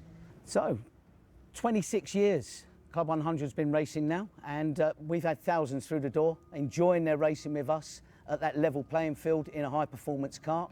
Most of the drivers have tended to be sort of 18 plus, even going up to 70 years of age. And I think the awareness has not been there for the last couple of years that we can take drivers at the age of 14, in the year of their 15th birthday, they can race. So we thought it would be ideal to introduce something that attracts the younger driver and have them all racing as a group together, separate from the main Club 100 championships on a separate weekend. So young drivers out there looking at this video may be thinking, how does it work? What's it going to cost me? £1,400 is what it's going to cost you for a full season. 7 rounds of racing in the Young Drivers Championship with absolutely no hidden extras. So you're probably thinking, well, if we damage the kart, do we have to bring our own fuel? Do we have to do anything with regards to tyres? No, everything is provided. Your transponder is provided for the timing. Even race kit is provided if you don't have your own racewear. Drivers just simply need to turn up and drive. Hello, I'm Josh, I'm 15 and I'm from Norfolk. I've been racing in Club 100 for just over a year now. I really enjoy racing with these new karts. What I really like about Club 100 is the fact that no matter what driver level you are at, you will always have someone that you can race against because there are so many people. I really love racing in the quicker karts with the two-stroke engines because I find it more fun. What I also enjoy is that everyone is on the same equipment and it's also pretty level, so it's all down to driver ability. I'm Bailey Morgan, I am 14 years old and I am from Hastings. I started karting when I was 5 years old and I've been in Club 100 for about a year now. What I love about Club 100 is the sheer speed of the karts and how the brakes are really good at the same time and how each and every track is different in its own way. Well, it is really good because it's more clean, more fair, and the karts are obviously more fast, so that's more enjoyable. My name's Martin, I'm Josh's dad. We got involved with Club 100 just over a year ago. We really got involved with the championship. We found it so friendly, we found it a nice level playing field for the kids and adults to race. But more than that, it's a good family get-together. Josh is talking to his chums that he's met racing. We're talking to the parents. It's become a real social event with us. Right, my name's Chris, I'm Bailey's dad. I go to all the races with Bailey in the current championship of Club 100, but we've got a new concept coming out next season called the Young Drivers Championship. It will put Bailey and other youngsters that are currently in Club 100 into the same bracket. It's a brilliant idea, and to bring more young people into it, and hopefully they then move on to the bigger championship when they feel they're at the appropriate age and readiness, really. So Motorsport UK, the UK's governing body for all things on 4 wheels, right up to Formula 1, they recognise Club 100 and they think the Club 100 concept is a good thing, and they really do want to get involved in the Club 100 arrive and drive concept. So for the first time for next year in the Young Drivers Championship, which we're introducing, drivers that take part in the full season will be able to achieve their full race licence with Motorsport UK. I really look forward to racing in the Young Drivers Championship next season, as I think it will be nice to race against people my own age. The Young Drivers Championship is a brilliant concept. We're really looking forward to coming. Joshua, to be able to race with people his own age on a level playing field, is second to none. I can't wait to race in the Young Drivers Championship. So if you want to get involved in the Club 100 Young Drivers Championship next season, just head to the website www.club100.co.uk or find us on Facebook, Club 100 Racing. That was a piece about the new championship for Club 100 this year, the Young Drivers Championship. Sadly, it has been reduced down to just the 3 rounds in 2020 due to all of the disruption caused by coronavirus. But those 3 rounds are still not done yet. There is the 3rd round on the 29th of November at Butmore Park. So if you are interested, if you are a young driver out there, or the parent or guardian maybe, or relative of a young driver, definitely head over to club100.co.uk for all of the information about the Young Drivers Championship and give the office a call to find out about how you can get involved. It really has been, I know it's been a very disrupted year, but it really has been a great addition to the Club 100 repertoire, I guess you'd say, of championships. And hopefully, as we get details of the 2021 Club 100 calendar over the next few weeks, that will include hopefully a fully fledged, full-fat version, as it were, of the Young Drivers Championship going into 2021 up to full strength with hopefully roughly the number of rounds that we were originally planned for the 2020 season. You're watching your Alpha live stream, sponsored by Navos with technology solutions you can trust. So we just get ready for the C final here. If you like what you've been hearing from a commentary perspective, myself and Andrew, we are Double Dash Motorsport Media. If you like what you've been hearing, do please give us your support on Facebook. Just look up Double Dash Motorsport Media on there. Please give us a like, follow what we're up to there. On YouTube as well, subscribe to the YouTube channel, as well as on Twitter at double-mm, and we're on Instagram. We're at double-mm on Instagram as well, mate. So you can check us out there. And if all of those just flash by you there, head to double-mm.com, where there's all the social media links there. And fingers crossed, there may be something quite big in the week. That's all we can say there right is now. that as well. It's a good time to follow us if you've never followed us before. We're getting ready then with C-Final. The whistle has been blown, the engines are on, and that means that we are going into our C-Final.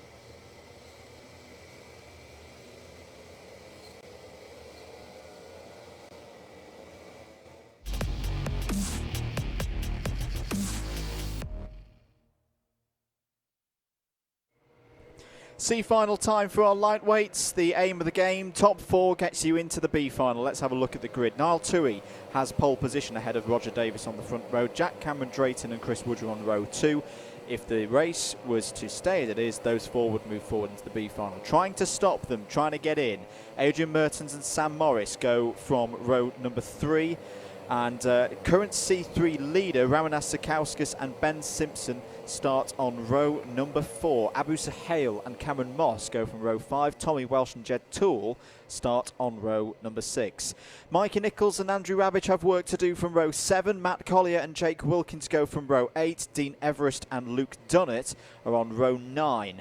Back of the field, long shots for that top 4, but you never know. Pete Crompton and Russell Cooper go from row 10. Keith Segal and Peter Hargreaves are on row 11. James Browning and Gareth Pritchard are on row 12. Last but not least, in a huge 26 kart field, Jagjit Singh and James Martin on the 13th row. Standout name for me in that field, Andrew, who really would hope to get through. Chris Woodger in this C-final. This is a driver who's taken a heat win so far this year. There he is. He'll definitely be hoping to get up through the field with this, but we saw with the heavyweights this morning how quickly it can fall apart. If you get an ABC bump and pass penalty, that's 4 positions. You ain't qualifying.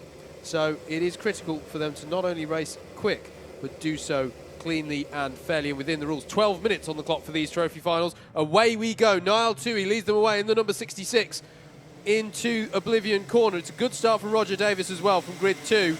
As they all work their way through for the first time. One of the drivers taking to the grass slightly in the background, but I think they've all made it through, pointing in the right direction as they all stream into Christmas Corner for the first time in the sunshine here at Whilton Mill. been really, on the whole, very good condition. We had cold conditions this morning for the heavyweights, but the conditions for the lightweights have been really, really good. Niall Toohey then in the lead, Roger Davis in third. Then it is Cameron Drayton and Woodger. In fact, this is the first race of the day where by this point in lap 1, the top 4 on the grid have been in the order that they started the race. It's actually been one of the most unchanging starts at the front, at least, that we've seen today. But interestingly, here is Chris Woodger trying to tuck under Cameron Drayton. He's got Adrian Mertens for company as well. But a really good start this from Niall Toohey and Roger Davis. They've got a gap of the best part of a second over the battle over third place. Roger Davis going up the inside of Niall Toohey for the lead, wants to race this one from the front. You mentioned Chris Woodger, there's other drivers down in this C final that you perhaps wouldn't expect. Adrian Mertens there in P5, Mikey Nichols P10.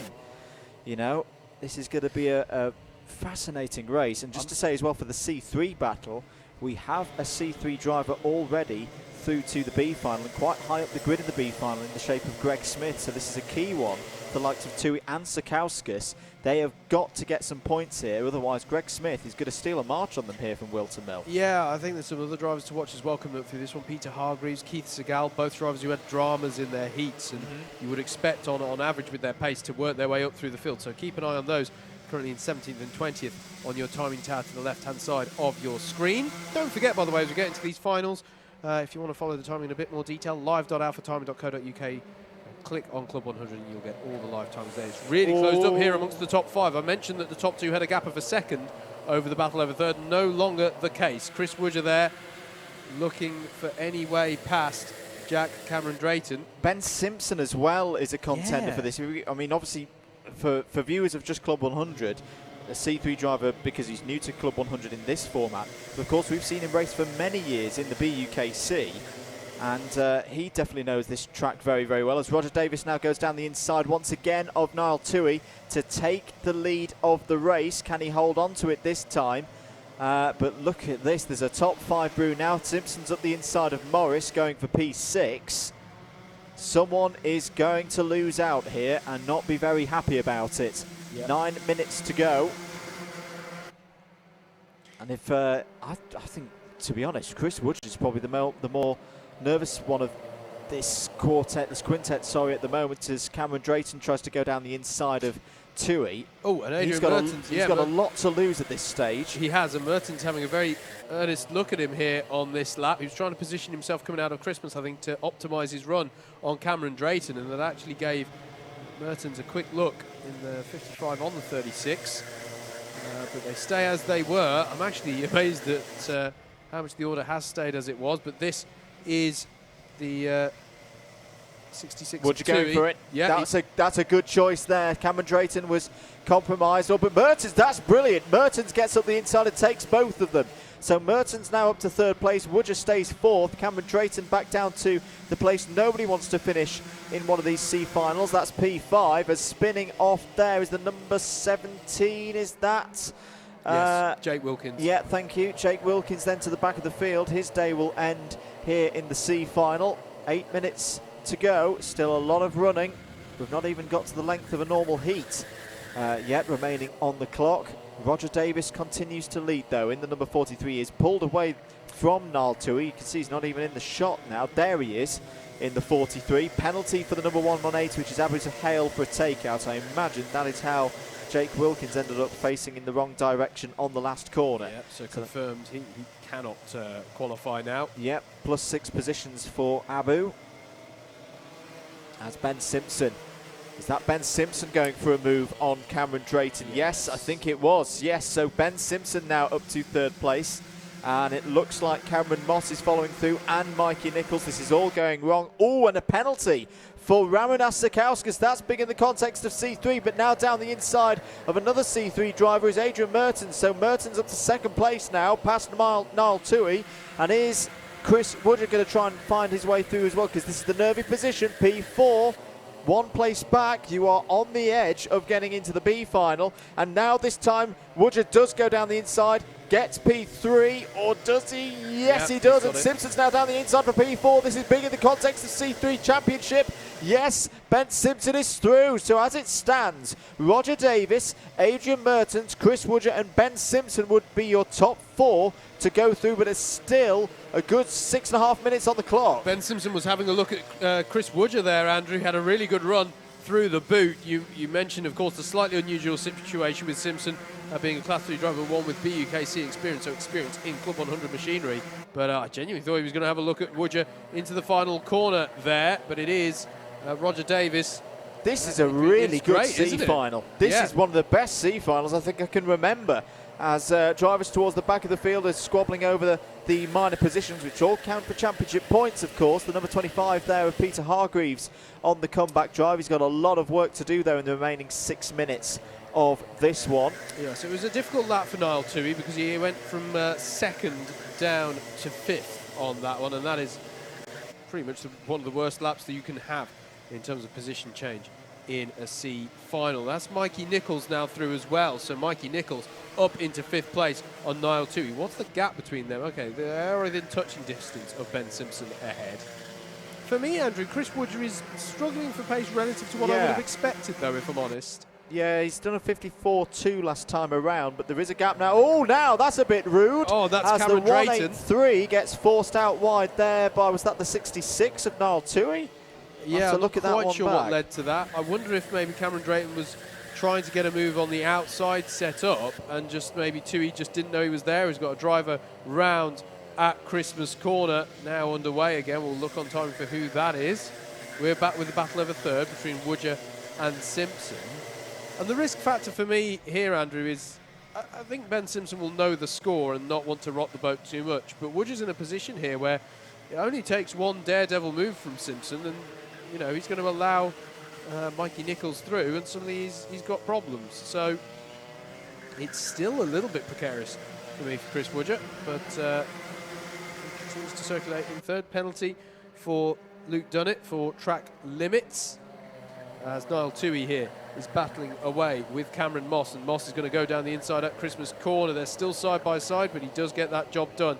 Nicely done move there for Cameron Moss, as behind them Andrew Rabbage, Jack Cameron Drayton and Peter Hargreaves are battling away. I think Andrew Rabbage has had a pretty good day, actually, to give him his dues as well, as Mikey Nichols has the fastest lap of the race at 53.7, which that's pretty good pace here in this C final. Andrew, you had a point when you said this is one of the best ones that you can remember. This is very impressive racecraft we're seeing, and impressive pace we're seeing from this C final pack out on circuit for us. 3 minutes 40 to go. How do you play this if you're third and fourth place? Do you try and defend and hold on to those positions, or do you try and encourage Mikey Nichols to work as a trio to close in Mertens and Davis, because they're not that far ahead, as there's a mechanical meatball flag out for Peter Crompton and a contact warning for the number 72. There it is on the digi-flag. Thank you very much, Mr. Whitehouse, for catching that one.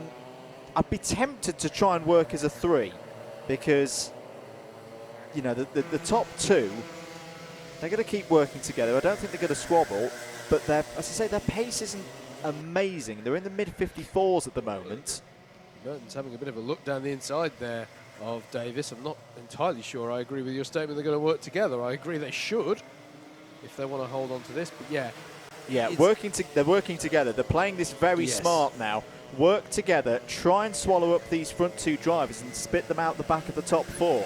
And you know what? That's good news for Cameron Moss as well in 6th, because if these 5 start battling, it could be his only way in here. Here is Mertens, though, trying down the inside of Davison. That's exactly the stuff that will give the opportunity. And there is Woodger on the scene here. He's going to be on the outside of Inkermans. He's got to be careful here, because Ben Simpson will fancy a go, but he's been able to get to the inside, but he's not able to go down the inside on Mertens. But that is exactly what we're talking about everyone checking up on each other. And now it is a 5-car battle for the race, and as I say, if you are Moss in 6th place, you want this to happen as well, because that's the only way you're coming to the party, is if these drivers start slowing each other down. Ben Simpson has a look at Woodger, and that's going to give a little bit of breathing space to Adrian Mertens as well. The dynamics of this situation Oh, is fascinating. As onto the grass goes Mikey Nichols there. Manages to hang on, but that was a scary moment then. You can see he's going, come on, come on. We've got to get into the top 4 here. He can see the promotion opportunity ahead of him, and he knows he's got the pace as well, Andrew. Fastest lap of the race. Mertens has got to send it. Yep. And he does so. That was a key move. He had to get that move done because he does have more pace than Roger Davis now. Situation is different. There's a bit of a gap to 5th place. The top 4 have got to get themselves organised, and they're not doing so. They're fighting amongst each other. Davis and Woodger are going side by side. This is a fascinating race. And Nichols is at the inside. He's got P4. But so wide. often. Oh, now did he hit the tyres? Did he hit the tyres? Did he make the mistake we've seen quite a few drivers do over the weekend? Slide wide, hit those tyres, which counts as a cone penalty. This is such a fascinating race, Howard. Oh, now what's happened here? Chris Woodger Davis slow. and Woodger. Davis and Woodger getting together, and Woodger's now outside the top 4. 2 laps to go. We often see these C finals. You see 1st, 2nd, 3rd get away, and it's all about 4th. Nothing is guaranteed in this one. They were very lucky that wasn't called as the last lap as well, Andrew, because the counter was very close as they came across the line. This is Davis going defensive against Ben Simpson. I don't want to sound like a stickler for the rules, but Woodger also needs to be a little bit careful about trap limits. Yeah. What with his final corner on that last lap, and we have just seen Jed Toole pick up a penalty for trap limits. As down the inside here, tries Woodger on Ben Simpson, but I don't think he's got enough speed here. This is firstly allowing Adrian Mertens to get on up the road and secure his place in the B final, and I think it's allowing the same to Mikey Nichols as well. But for the last 2 qualification spots, it's between these 3 drivers. Roger Davis in the 43 in the red suit, Ben Simpson with his green helmet in the number 169, and then Chris Woodger, and there's the attempt, and that's going to allow Woodger around the outside at paddock corner. But he's got to be careful about these track limits as they go into the last lap. This is really, really tight, and Simpson and Woodger aren't helping themselves there, going side by side. Woodger's going to try and fight to the inside now for P4. Is it off now as Roger Davis got his spot in the B final in 3rd? Woodger down the inside takes P4. This is so crucial for Chris Woodger and his hopes in the championship. He's got to get in this B final. This would be a terrible, terrible day if he goes out in the C. Ben Simpson's got nothing to lose, really. At the moment, there's only one C3 driver, I think, in the B final, which is Greg Smith. But it looks like Woodger's got the measure of it now. Simpson's going to have one more chance, surely. Into the boot, he's having a look for it, jerks back into position. But Woodger's gone deep. Woodger's gone very, very deep there through the initial part of the boot. They're going to be side by side for the last spot. And in the B final, onto the last corner. Is Woodger going to be able to hold on? He goes a little bit wide again across the line, takes it. Oh, now let's see how the track limits are judged there, because I agree with you, Howard, that he did run wide a couple of times. Mertens wins it, though, from Mikey Nichols. Great grit and determination to get through there. Roger Davis holds on for 3rd, and Chris Woodger, at least provisionally, is 4th. Ben Simpson 5th, and I reckon that's 2nd in C3. Cameron Moss is 6th, Peter Hargreaves 7th, Jack Cameron Drayton 8th, 3rd place in C3 for Amanas Sakauskas, 10th for Sam Morris, Andrew Rabbage 11th, Jed Toole 12th. Not a good day for Niall Tui in his C3 hopes. He finishes 13th. 14th for Matt Collier, 15th Luke Dunnett, Abu Sahel, Keith Segal, Russell Cooper, Jagjit Singh and Dean Everest, your top 20. Then Tommy Welsh, Gareth Pritchard, Jake Wilkins, Pete Crompton and James Browning running out the 25 drivers who took part in that race. That was definitely a dramatic C final. Yeah, my favourite C final of the year so far of what we've seen, Andrew. That was fantastic stuff.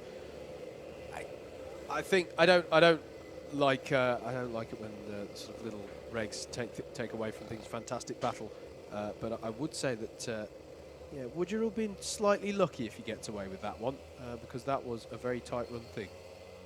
We're going to take another short break here on your Alpha live stream, sponsored by Navos Technology Solutions you can trust. We're going to have the B final up after this short interlude.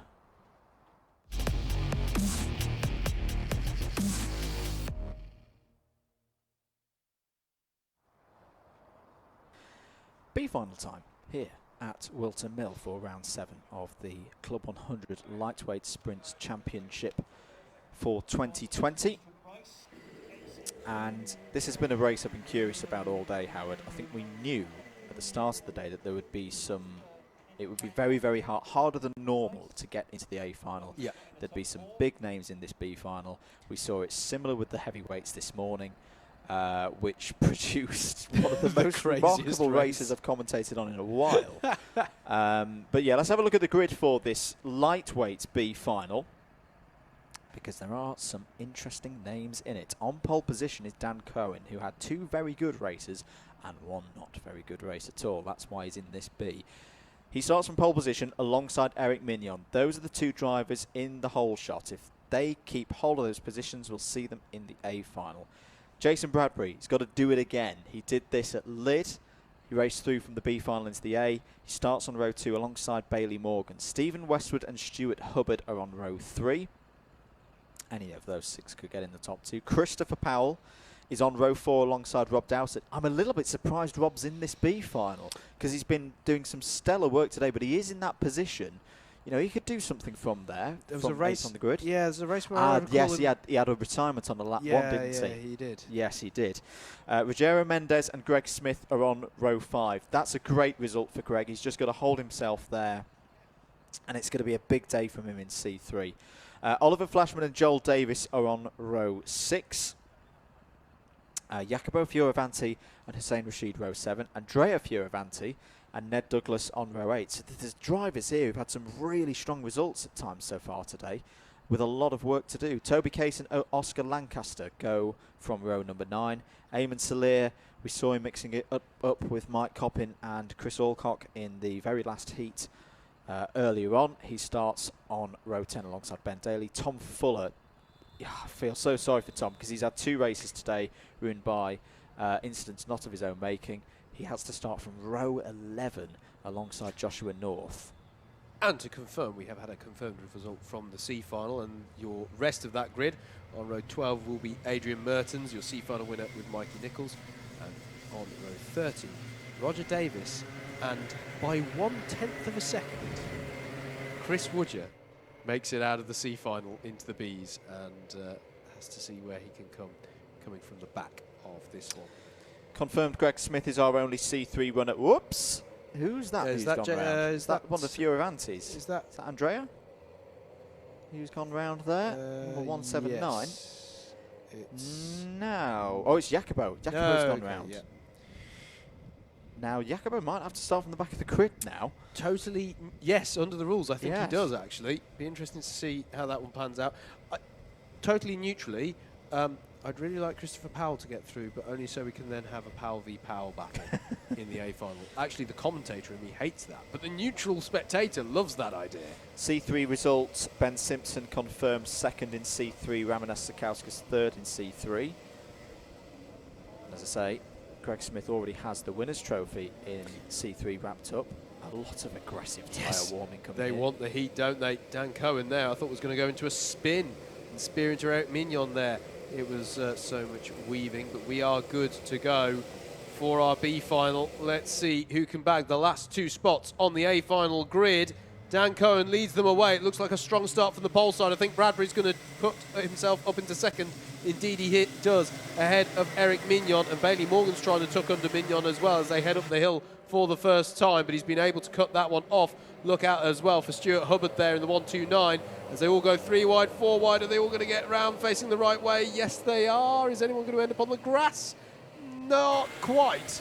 I thought Oscar Lancaster was going to end up there briefly, but he managed to hold in there. So there we go. And there's someone round there in the mid-pack, and 2 karts off there. Was that... it's Andrea Fioravanti. It is, yeah. Christopher Powell has had a disastrous start as well. He just went backwards in the 39. I think he's all the way down. Out. Yeah, look at him there. He's down in behind some of our C-final promotees. It's gone that badly wrong for him. But Dan Cohen, Roger Davis is off there through Osiers. So one of our C-final guys is already out of this one. There is Greg Smith, who's had another really good start here. And I think he's got up to about 6th position, 5th position for Smith. So it's Cohen from Bradbury, Mignon, Morgan, Smith. Dowsett there on your screen in the red and white in 6th place.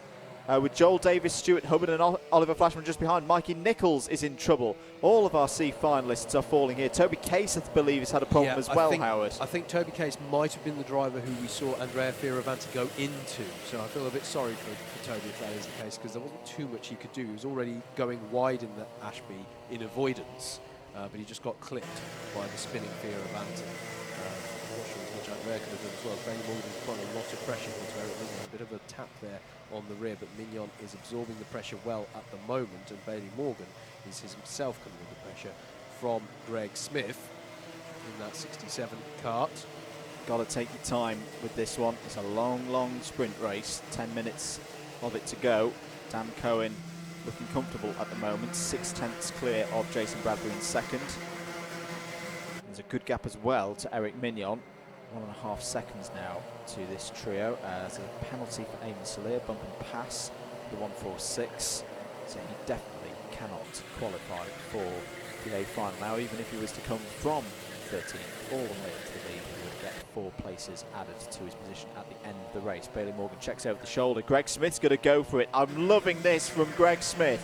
He's racing so confidently. He's still on the inside of Bailey Morgan as they go through Osiers, and he's got the position there for me. That was, and no, he's going to let them. Now that's just a mistake. And that's allowed a mistake. Dowsett through. Dowsett's gone through in all of that. Yeah. And You're too honest there, Greg. Yeah. That was your corner for me. Yeah, I think Bailey Morgan raised his arm in frustration, but to be honest with you, I think he needed to yield at that point. I was going to say, though, Bailey Morgan, fair play to him for trying to hang it around the outside of Osiers. It was a good attempt to hang on there from Bailey, but I think he kept his foot in it for just a bit too long. I'm in agreement with you there, Andrew, that Greg Smith didn't have to let that one go. Flashman down the inside of the 139 of Joel Davis. Greg Smith trying to fight his way back through. He's going to go down the inside of Ashby, is he, in that? Both of them. He's certainly going to try. Oh, goodness me. Oh, cone penalty for the leader. Cone penalty for the leader. Daniel Cohen, what have you done? You've put yourself under a lot of pressure now. My entry for worst pun of the year. He's clearly gone out there as a cone. I'm shaking my head. 8.5 minutes of this one to go. It's all a little bit chaotic. This is all around 10th place. This is drivers who would have hoped to have been in the A final today, who at the moment aren't going to make it. Here is your battle for 3rd place on the road between Rob Dowsett and Eric Mignon. Can Rob Dowsett make a move up into Christmas Corner? Yellows. Well, not this time, because there's a yellow flag out there. Probably because one of our Colin the Cones are being replaced. May very well be what our race leader hit at to get that cone penalty. So there's track limit warning for Hussein Rashid. I'm wondering if Rashid had some penalties. I thought he had a much stronger run through the heats. Yeah, he did have some penalties across the course. There of he the early is. part of the afternoon. In the number 11, currently chasing Greg Smith. So at the moment, the top 2 looking comfortable. But remember, Cohen has this cone penalty, so he kind of has to just keep himself there in the lead, as there's a penalty for Chris Woodger, a bump and pass. He's got through to the B final, but yeah, it's not ending the way he would have wanted. Mignon now trying to keep Dowsett behind. Is Dowsett going down the inside? That's a great move by Rob Dowsett, getting cleanly through and into P3. Can he start to put Jason Bradbury, B final winner from Lyd, under pressure? And Flashman was having a look at Bailey Morgan into Ashby as well. We just caught on that shot as we cut away. So possible change for 5th place. Yes, I think I just saw Oliver Flashman ahead of Bailey Morgan there in the back of shot. There it is, confirmed. The 176 ahead of the 14. So that is Flashman up into that 5th spot. Here's Hussein Rashid, who's got by Greg Smith on this lap as well, so change of position there as well, over 7th place. Here is your race leader, Dan Cohen, and there is Jason Bradbury, who may not be aware, but he would actually be classified as the winner if he got by, because of the cone penalty that is against Dan Cohen in the 136. And it's just bunching up a little bit here in the battle over 8th place. Greg Smith, Oscar Lancaster, Jacopo Fioravanti and Tom Fuller all closing in a little bit now. Christopher Powell, Andrew, who's on that recovery drive, as you said, after a difficult start to this one. He is working his way up the order in 12th place there. Here is where it's bunching up just a little bit. In fact, there is Christopher Powell now on the back of Tom Fuller for 11th place, who himself is on the back of Jacopo Fioravanti in the 179. Adrian Merton's having a great run as well as 15th place from his lowly grid position, having raced through from the C final. Track limit warning for C3 leader Greg Smith. And Chris Woodger is following him through the order as well, up to 17th, but it's still been a difficult one, this, for Chris Woodger today, I think. Rob Dowsett is starting to turn the heat up. He's just on a 53.7. It's not the fastest lap of the race so far, but he's taken 0.4 of a second out of Jason Bradbury's lead over him. This is Greg Smith versus Oscar Lancaster. Lancaster right on the tail. And there's Christopher Powell trying down the inside of Tom Fuller, but it's not on there. So they come onto the back straight. It's been very interesting, Andrew, actually, to watch how Greg Smith has raced. He's been racing so well, just hitting up upon that point. And there's this point in the finals where he's up amongst the pace of you know, his equivalents, people who have equivalent pace. And it's interesting to see how he's racing there. Bailey Morgan here under supreme pressure from Hussein Rashid over 6th place, but Rashid is going to be a little bit far back to try and move into Christmas corner. And indeed, he tucks back in behind Morgan to try again later on. Oliver Flashman here versus Eric Mignon. Flashman's ahead of Mignon, so that's a change for 4th place. Jason Bradbury must have heard us. He's just responded. He's now on the same pace pretty much as Rob Dowsett. The gap is holding at 1.7 seconds. Yep. And see Flashman gesturing to Mignon to say, let's work together, let's try and get on up the road. It is going to take quite something, though, in the remaining 4 minutes, I think, to reel in the gas. It's not implausible, though. As here is your lead battle. Bradbury, I mean, he's closed the gap down. He's just taken half a second out of Daniel Cohen, actually. Yep. Not sure what slowed Daniel down so much on that previous lap.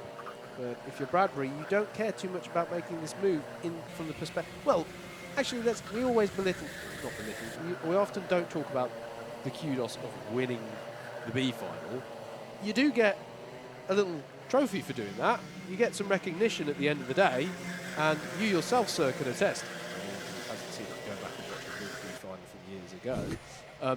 It's quite nice. I didn't get a trophy. You didn't back then, no. It's quite. Where's my trophy, John? This is like me when I was in Super Heavies going, we didn't have Super Heavies when I was on the podium in Super Heavies.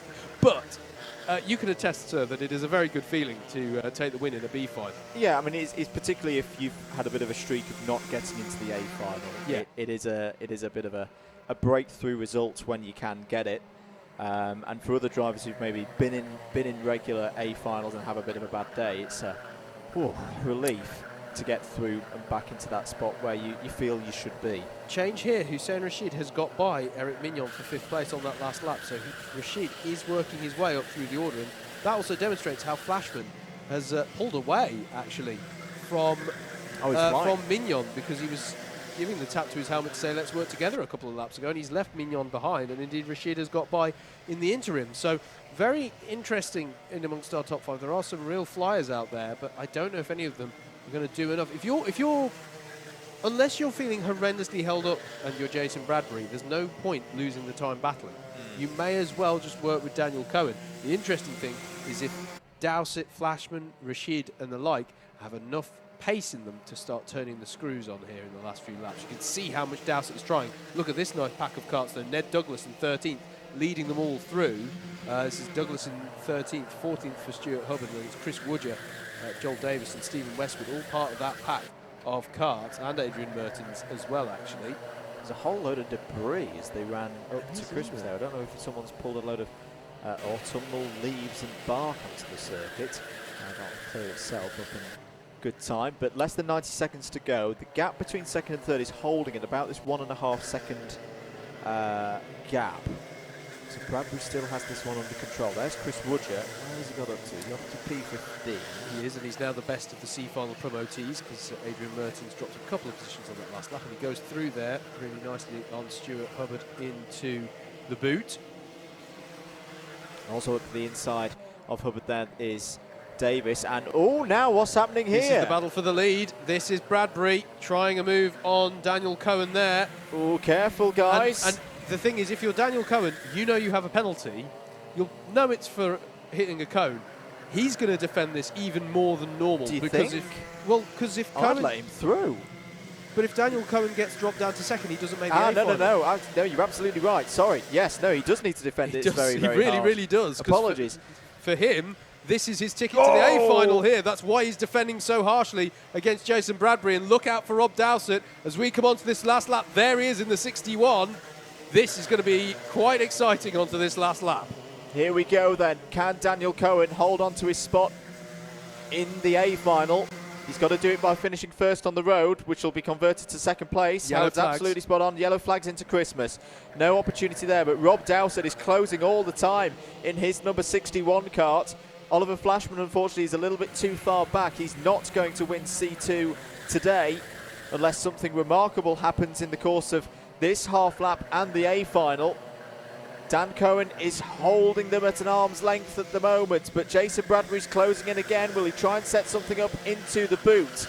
Good drive down the back straight for both of them. This is a big, big moment for Dan Cohen. He's been at the front for 2 of his heats today, but got taken out early in the other one. That's why he's in this B final. Can he hold on into the final corner? Yes, he can. Dan Cohen, by the skin of his teeth, wins on the road but has a penalty. So Jason Bradbury is a B final winner for the 2nd round in a row. Those are your 2 qualifiers for the A final. Rob Dowsett, what an effort. Finishes in 3rd, but I think he'll be a little bit disappointed because if it wasn't for having a retirement that wasn't his fault in one of his heats, he would have been in the A final. Oliver Flashman finishes 4th. Hussein Rashid 5th, Eric Mignon 6th, Bailey Morgan 7th. Greg Smith, what a driver today, wins C3 comfortably here at Whilton Mill and takes a huge haul of points in that championship campaign. Finishes 8th, 9th for Oscar Lancaster, 10th for Christopher Powell, 11th Tom Fuller. Another driver who will think what could have happened today had he not got involved or caught up, I should say, in 2 incidents that weren't his fault earlier in the heats. 12th for Jacopo Fioravanti, 13th for Ned Douglas, 14th for Chris Woodger. Good recovery from the C final, but I think he does have a 4-place penalty along the line, so that'll be a drop down to 18th. 15th for Joel Davis on the road, 16th Stuart Hubbard. It was great to see him race here today. Stephen Westwood 17th, Eamon Salir, Andrea Fioravanti and Adrian Mertens wrapping out top 20. Ben Daly, Rogero Mendez, Joshua North, Roger Davis, Toby Case and Mikey Nichols were your other drivers in that B final. I've just had a sneak preview of the A final grid. That's naughty of you. It's yeah, but I have no regrets. It's a fantastic grid. That was your B final. We've got one more race left for you here today. Do not go anywhere, though. It is going to be a cracking way to finish the day. There'll be a short break here just whilst they confirm the 2 promotees from that B final, and then they will be out. Don't forget they get a few practice laps as well ahead of it. But let's preview this now as we look ahead here for our lightweights round 7 A final.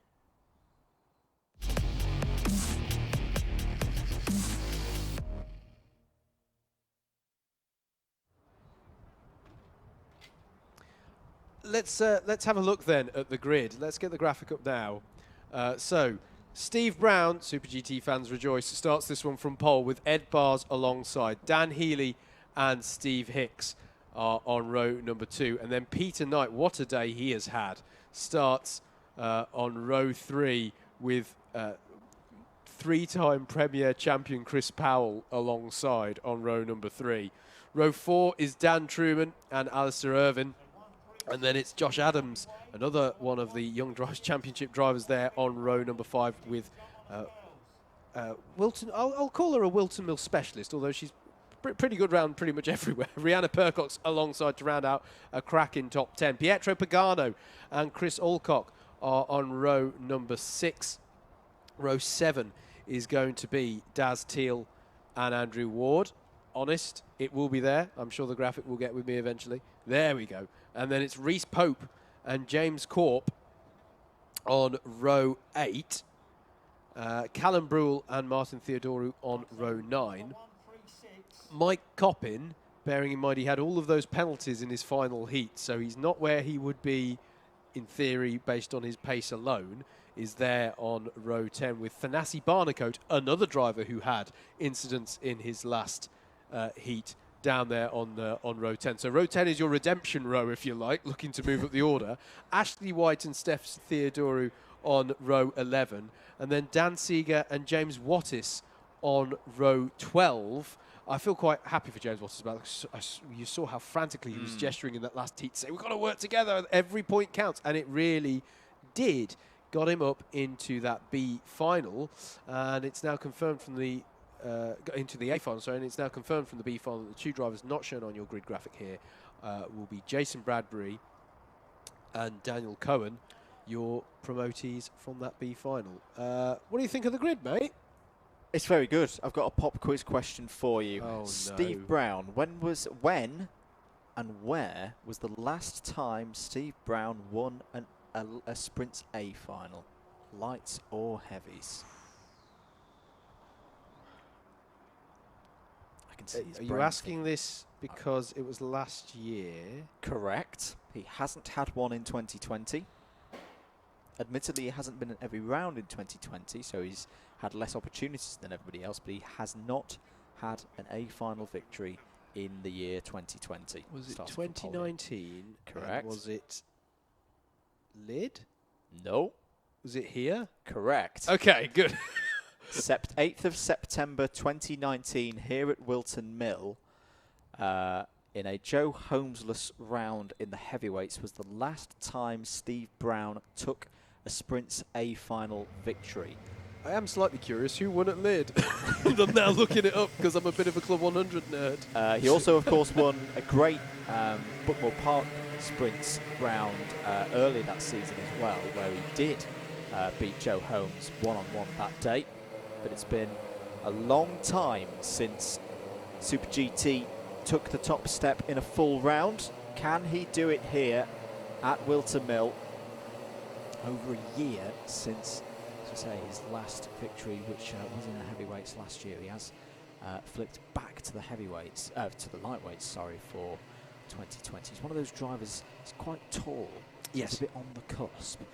Drivers heading out for practice then. This is the standard fare ahead of an A final. Most points of the day, most crucial point of proceedings. All the drivers want to make sure that they're happy with their karts before we go race. And we did see 7 kart changes ahead We of did the this A morning. final in the heavyweights, Yep. Andrew. So do not think that this won't be without a few kart changes. Just had a text from Mr. David Whitehouse there. He's on his phone. You can see him right There there. he is.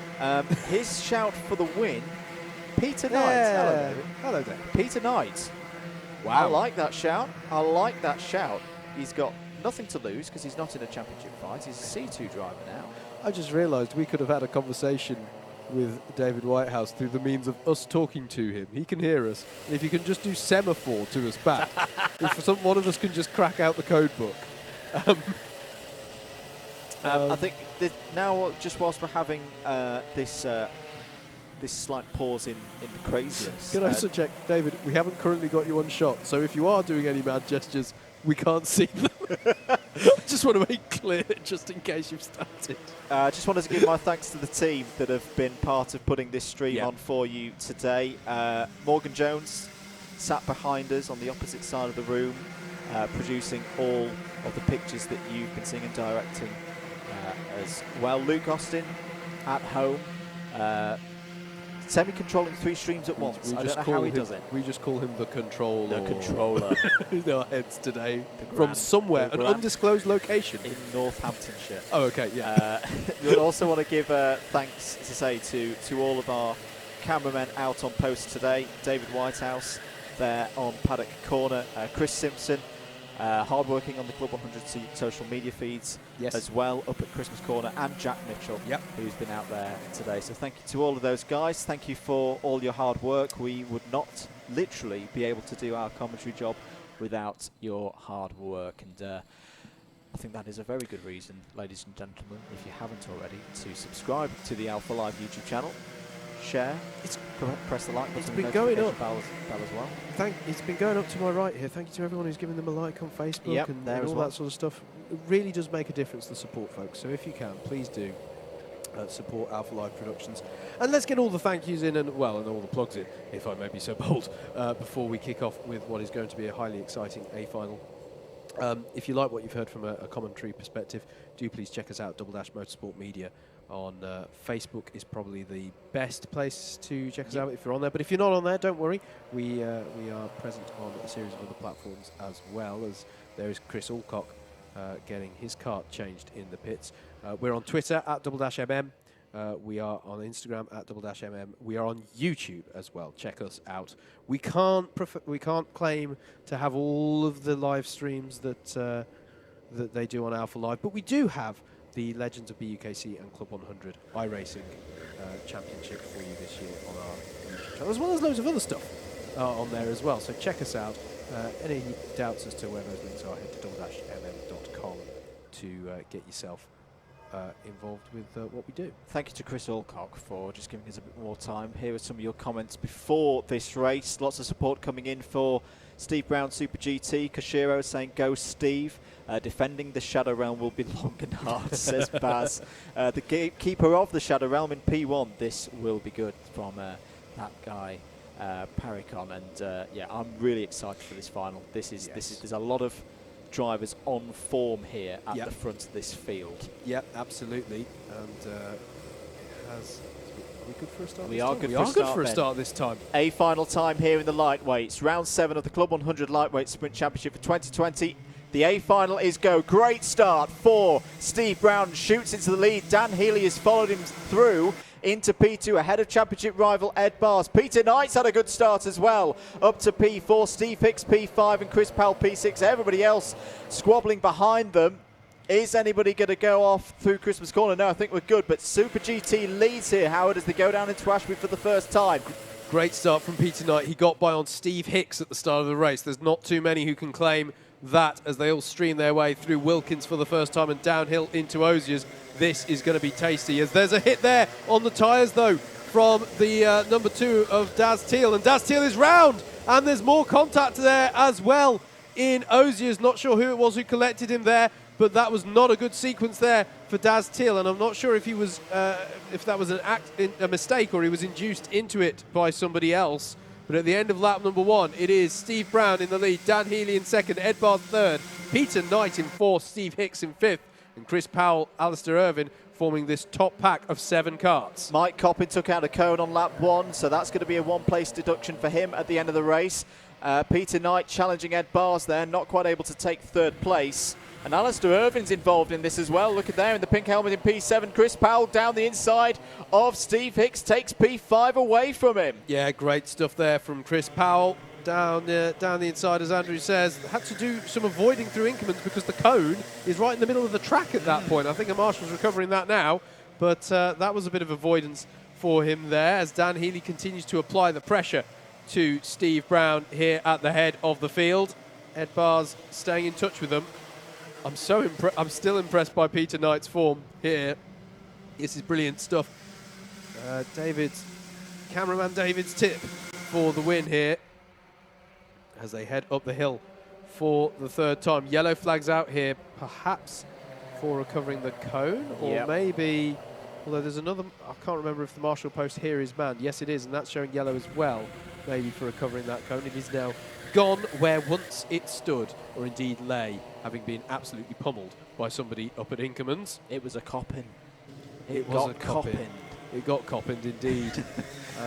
Don't count out Dan Truman as well. He's got some nice pace at the moment in 8th place there. In fact, the whole top 10 are going quite nicely at the moment.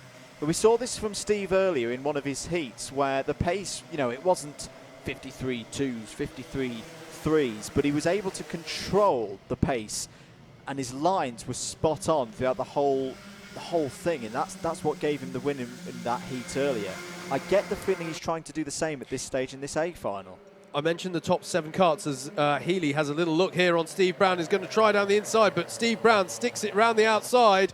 He's Alboning it up out there and manages to hold onto the lead of the race. What I wanted to say before all of that kicked off, Andrew, if they'll give me a chance, which they won't, because Chris Powell will go down the inside of Peter Knight, and Alistair Irvin and Steve Hicks are negotiating as well. I wanted to describe this top 7 pack of karts, but working hard behind them is Dan Truman and Rihanna Percox. Rihanna Percox set the fastest lap of the race the last time round until it was taken away from her from Thanasi Barnecoat. But look out for Truman and Percox getting onto the back of this pack of very quick 7 karts at the front to make it a 9-kart battle for the lead of the race. There they are. And actually, they're bringing Martin Theodoro along for the party as well. So this could become a 10-kart battle over the lead of this race. Someone asked, is there a super final today? No, there isn't, but this is getting a bit super final-like for me because all 26 drivers are still running in this, and Ed Bars is looking up the inside of Dan Healy. Dan Healy goes for a switchback. The move is not off. The whole field is covered by 10.5 seconds, Howard. This could go any which way. There was a lot of moving in that braking zone there, Andrew. Not necessarily weaving, but just drivers all picking their spots, selling the dummy. There were about 5 different drivers selling a dummy there. And that's Peter Knight through on Chris Powell there. Peter Knight up into 3rd place. Been shuffled back to 5th place now. This is all big in terms of championship, and they are forming up now behind Steve Brown. It is similar to this heat that he had earlier. His fastest lap at the moment is a 54.3. Yeah, Ed Barr's back on Chris Powell, and that's allowed Steve Hicks to have a go here as well. So Chris Powell has now been shuffled back 2 places, as Ed Barr's was midway through this lap. What amazes me, Andrew, is they're all battling away like this, but no one's breaking away here. No one is breaking away. Dan Healy is putting enough pressure here on Steve Brown. Oh, and look at Peter Knight round the outside of Dan Healy. Peter Knight into 2nd place. Oh my goodness me, what a move around the outside. He's going for it on Super GT, down the inside of Ashby, and Peter Knight is in the lead. Dan Healy's through as well. Dan Healy's going to be on the outside of Wilkins. Surely he can't go around the outside there. And Steve Brown is going to be down the inside of Dan Healy into 2nd place Oziers. But what a sequence of corners from Peter Knight. This is a stunning display from the youngster who only made his debut in the Sprints Championship 2 rounds ago at Bayford Meadows. Has come through the Young Drivers Championship, now leads here at Whilton Mill, and look at all of them. Rush hour. It's like trying to get up the M6 on a Friday night out there. 6.5 minutes to go. Peter Knight from the C2 class in only his 3rd ever round. He's looking behind him in disbelief. He's got 6/10 of a second. Gap. He's got 6/10 of a second here. This is absolutely incredible. Absolutely incredible. Is this the start of a new big contender in Club 100? As now it's started to break down at the back. I think that was Reece Pope getting forced out wide. Yeah. We've not seen a driver debut in Club 100 like this in a very, very long time. Such has been the quality of this field. And Reece Pope, Mike Coppin's out. Mike Coppin is out of the race. There's cone penalties coming in for Das Teal and Reece Pope. And Mike Coppin's championship campaign starts to slip away. Is that Chris Alcock off? No, it's not. Because it's not got his name on the Steph side. Theodoro? You might be right. They were together on the road. But my goodness me, this would be quite a story if Peter Knight could take this one. Super GT is really under attack now. Steve Hicks, these two raced together yesterday in E60. Yeah. They're not racing together today. This is all every driver for themselves, and Hicks is down the inside, has got 3rd place, and it's starting to look again as if Super GT's A-final troubles are starting to strike him again. He's going to have to wait longer for that A-final victory. The drought is going to continue, unfortunately. Dan Truman's now down the inside of him. Oh, this is such a shame. He is going backwards now, and there's a lot, and this is the problem, because he had that period bottling the field up and driving in a defensive manner really, really well. There's a lot of drivers who are now there be picking him off. It's a day to forget, I think, for the Applewood boys in many respects, Andrew. Chris Alcock has just been given a bump and pass 4-position penalty. Yeah. And he's there running. He's in 21st place. For those of you wondering where he is on your left-hand side of your screen, he's not quite on this board, as Thanasi Barnecoat sets a new fastest lap at 52.929 from Thanasi Barnecoat in his pursuit of Reece Pope. Well, I think he's past Reece Pope now. He is doing his best to get up through the teens and get himself, because he had a lower grid position, of course, coming into this because of issues in one of his heats. So he's trying to work his way up the order as there are 4 minutes left on the clock. Still Peter Knight leads, but Dan Healy is starting to turn the screws again now and apply some more pressure. Dan Healy is getting on top of this. For me, he's been the most informed driver over the past couple of rounds. His worst results going into today from the last 2 rounds was a 5th in his 3rd heat at round 6, which was at Lyd, but just to run through his results recently: 3rd, 1st, 1st, 1st, 1st, 2nd, 5th, 2nd. Here he is in 2nd again, looking for what would be his 2nd A final victory of the season. And that's a shame. Chris Powell is out of the race. It's been great fun having him back here in Club 100, but something's gone wrong there and he's out of this one. Dan Healy is now right on the rear bumper of the youngster Peter Clark with 3 minutes and 15 seconds of this one to go. And still, Steve Hicks, with all that Whilton Mill experience. Remember, he won the Super Final here last season in the Super Final Championship and went on to win that championship in the finale at Clay Pigeon about 12 months ago. And now Peter Knight, well, this is a test for the young driver. How is he dealing with pressure from much more experienced drivers? And there's 3 big ones behind him in Healy, Hicks and championship leader Ed Bars.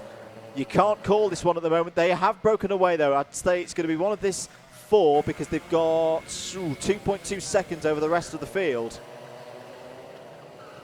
But still, Peter Knight continues to lead. He's just going to try and defend this out from 2.5 minutes. We saw James Taylor do a big defensive job from 9 minutes out. He didn't quite finish it off, but he defended for a lead for more than 2.5. If Dan Healy does take the win, by the way, he might be pushing for more of these Club 100 rounds to be streamed by Alpha Live, because he'd be 2 from 2. He'd be 2 from 2. The only finals win he's had so far this season was at Bayford Meadows the last time we were streaming around. Problem for, in fact, I think Steve Brown's out. Sorry to report, I think Steve Brown is out because he's fallen a long way down the order. There he is, and he's not happy. He's not happy at all, and that's a real shame for Steve. It's not. Peter Mann, he's made the mistake. Peter Knight has gone deep into Ashby, has made the mistake, and Ed Bars is now at the inside of Steve Hicks. Hicks going for 2nd place, but it means Dan Healy once again leads here at Whilton Mill. There we go then. There's the change, but and he's got a little bit of breathing space as well in amongst all the exchange. Now, these 3 drivers behind him have to work together here over the next lap to try and reel him in and get into a position where they can challenge for the lead in the final lap here, because that's the only way that they're going to be able to deny the win for Dan Healy. Now, he's got a gap of 3.5 tenths, and no, that's not a lot, but it is something when you have drivers of this caliber. And look, actually, Peter Knight had a good run up the hill, though. He's closing in here. He's not going to give this one up, and he has nothing to lose, Andrew. No. He's not in amongst the Class 1 championship fight in the way that all of these drivers are. Takeout penalty for Daz Teal. It's not. There's been a few drivers good today day for him in the number 2. Yeah, we're focusing on these 4 drivers, but there are a lot of big names for whom it's gone wrong. Not least, we've just seen Chris Powell and Steve Brown end their races in the pits. This really has felt like a super final because you've had a tight field, but also big names falling out of it. Can I give a shout out? Go ahead. Just before the last lap, shout out to Jason Bradbury, won the B final, 11th place. Wow, that is a great run from Jason. We're on the last lap then. Peter Knight gets a good run up the hill, but Steve Hicks is there as well. Surely Healy will go defensive. There are a 4-long train at the moment. Bars is trying to go around the outside there. This is big for points as well, side by side with Steve Hicks for P3. Has he got it done? Yes, he has. That's fantastic from Ed Bars. Now, can he get on the rear bumper of Peter Knight? Because it's still open here for the win. Can Dan Healy hold on for his 2nd A final victory of the season? He's surely got to go defend. No, he's just going to be confident. He's got good speed into Oziers on the back straight. Peter Knight still there in 2nd in one of the most remarkable A finals we've seen for a while. Through the boot. Is Dan Healy going to hold on for it? He loves this circuit. He loves this championship, and 2020 is coming to him. Dan Healy wins round 7 of the Club 100 Lightweight Sprints Championship with one of the best A finals we've seen in a good while, and Peter Knight takes not just the C2 win but a 2nd place overall. That is a name to look out for in the future. 3rd for Ed Bars, 4th for Steve Hicks in another good result for him round this place. 5th for Dan Truman, Alistair Irvin 6th and 2nd in C2, 7th for Rihanna Percox, 8th for Martin Theodorou, 9th Thanasi Barnacote. What a drive that was from the bottom of the field for Thanasi. 10th for Josh Adams, he's raced well today. Chris Alcock 11th but has penalties. Jason Bradbury, as you say, Howard, races from the B final, finishes P12. Daz Teal 13th has penalties. Reese Pope, Daniel Cohen, another good drive there from the B final from Dan Cohen. That was his top 15.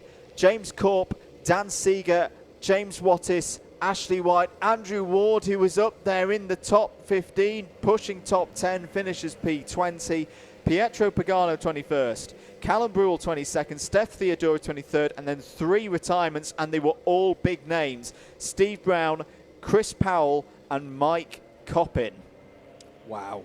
Yeah, those are some pretty big names there. Just to confirm your Class 2 podium then, obviously Peter Knight there finishing second overall, but Alistair Irvin and Martin Theodorou, your second and third place drivers within the Class 2 standings respectively for today. So that's your Class 2 podium, and of course your Class 1 podium will be the top 4 minus Peter Knight.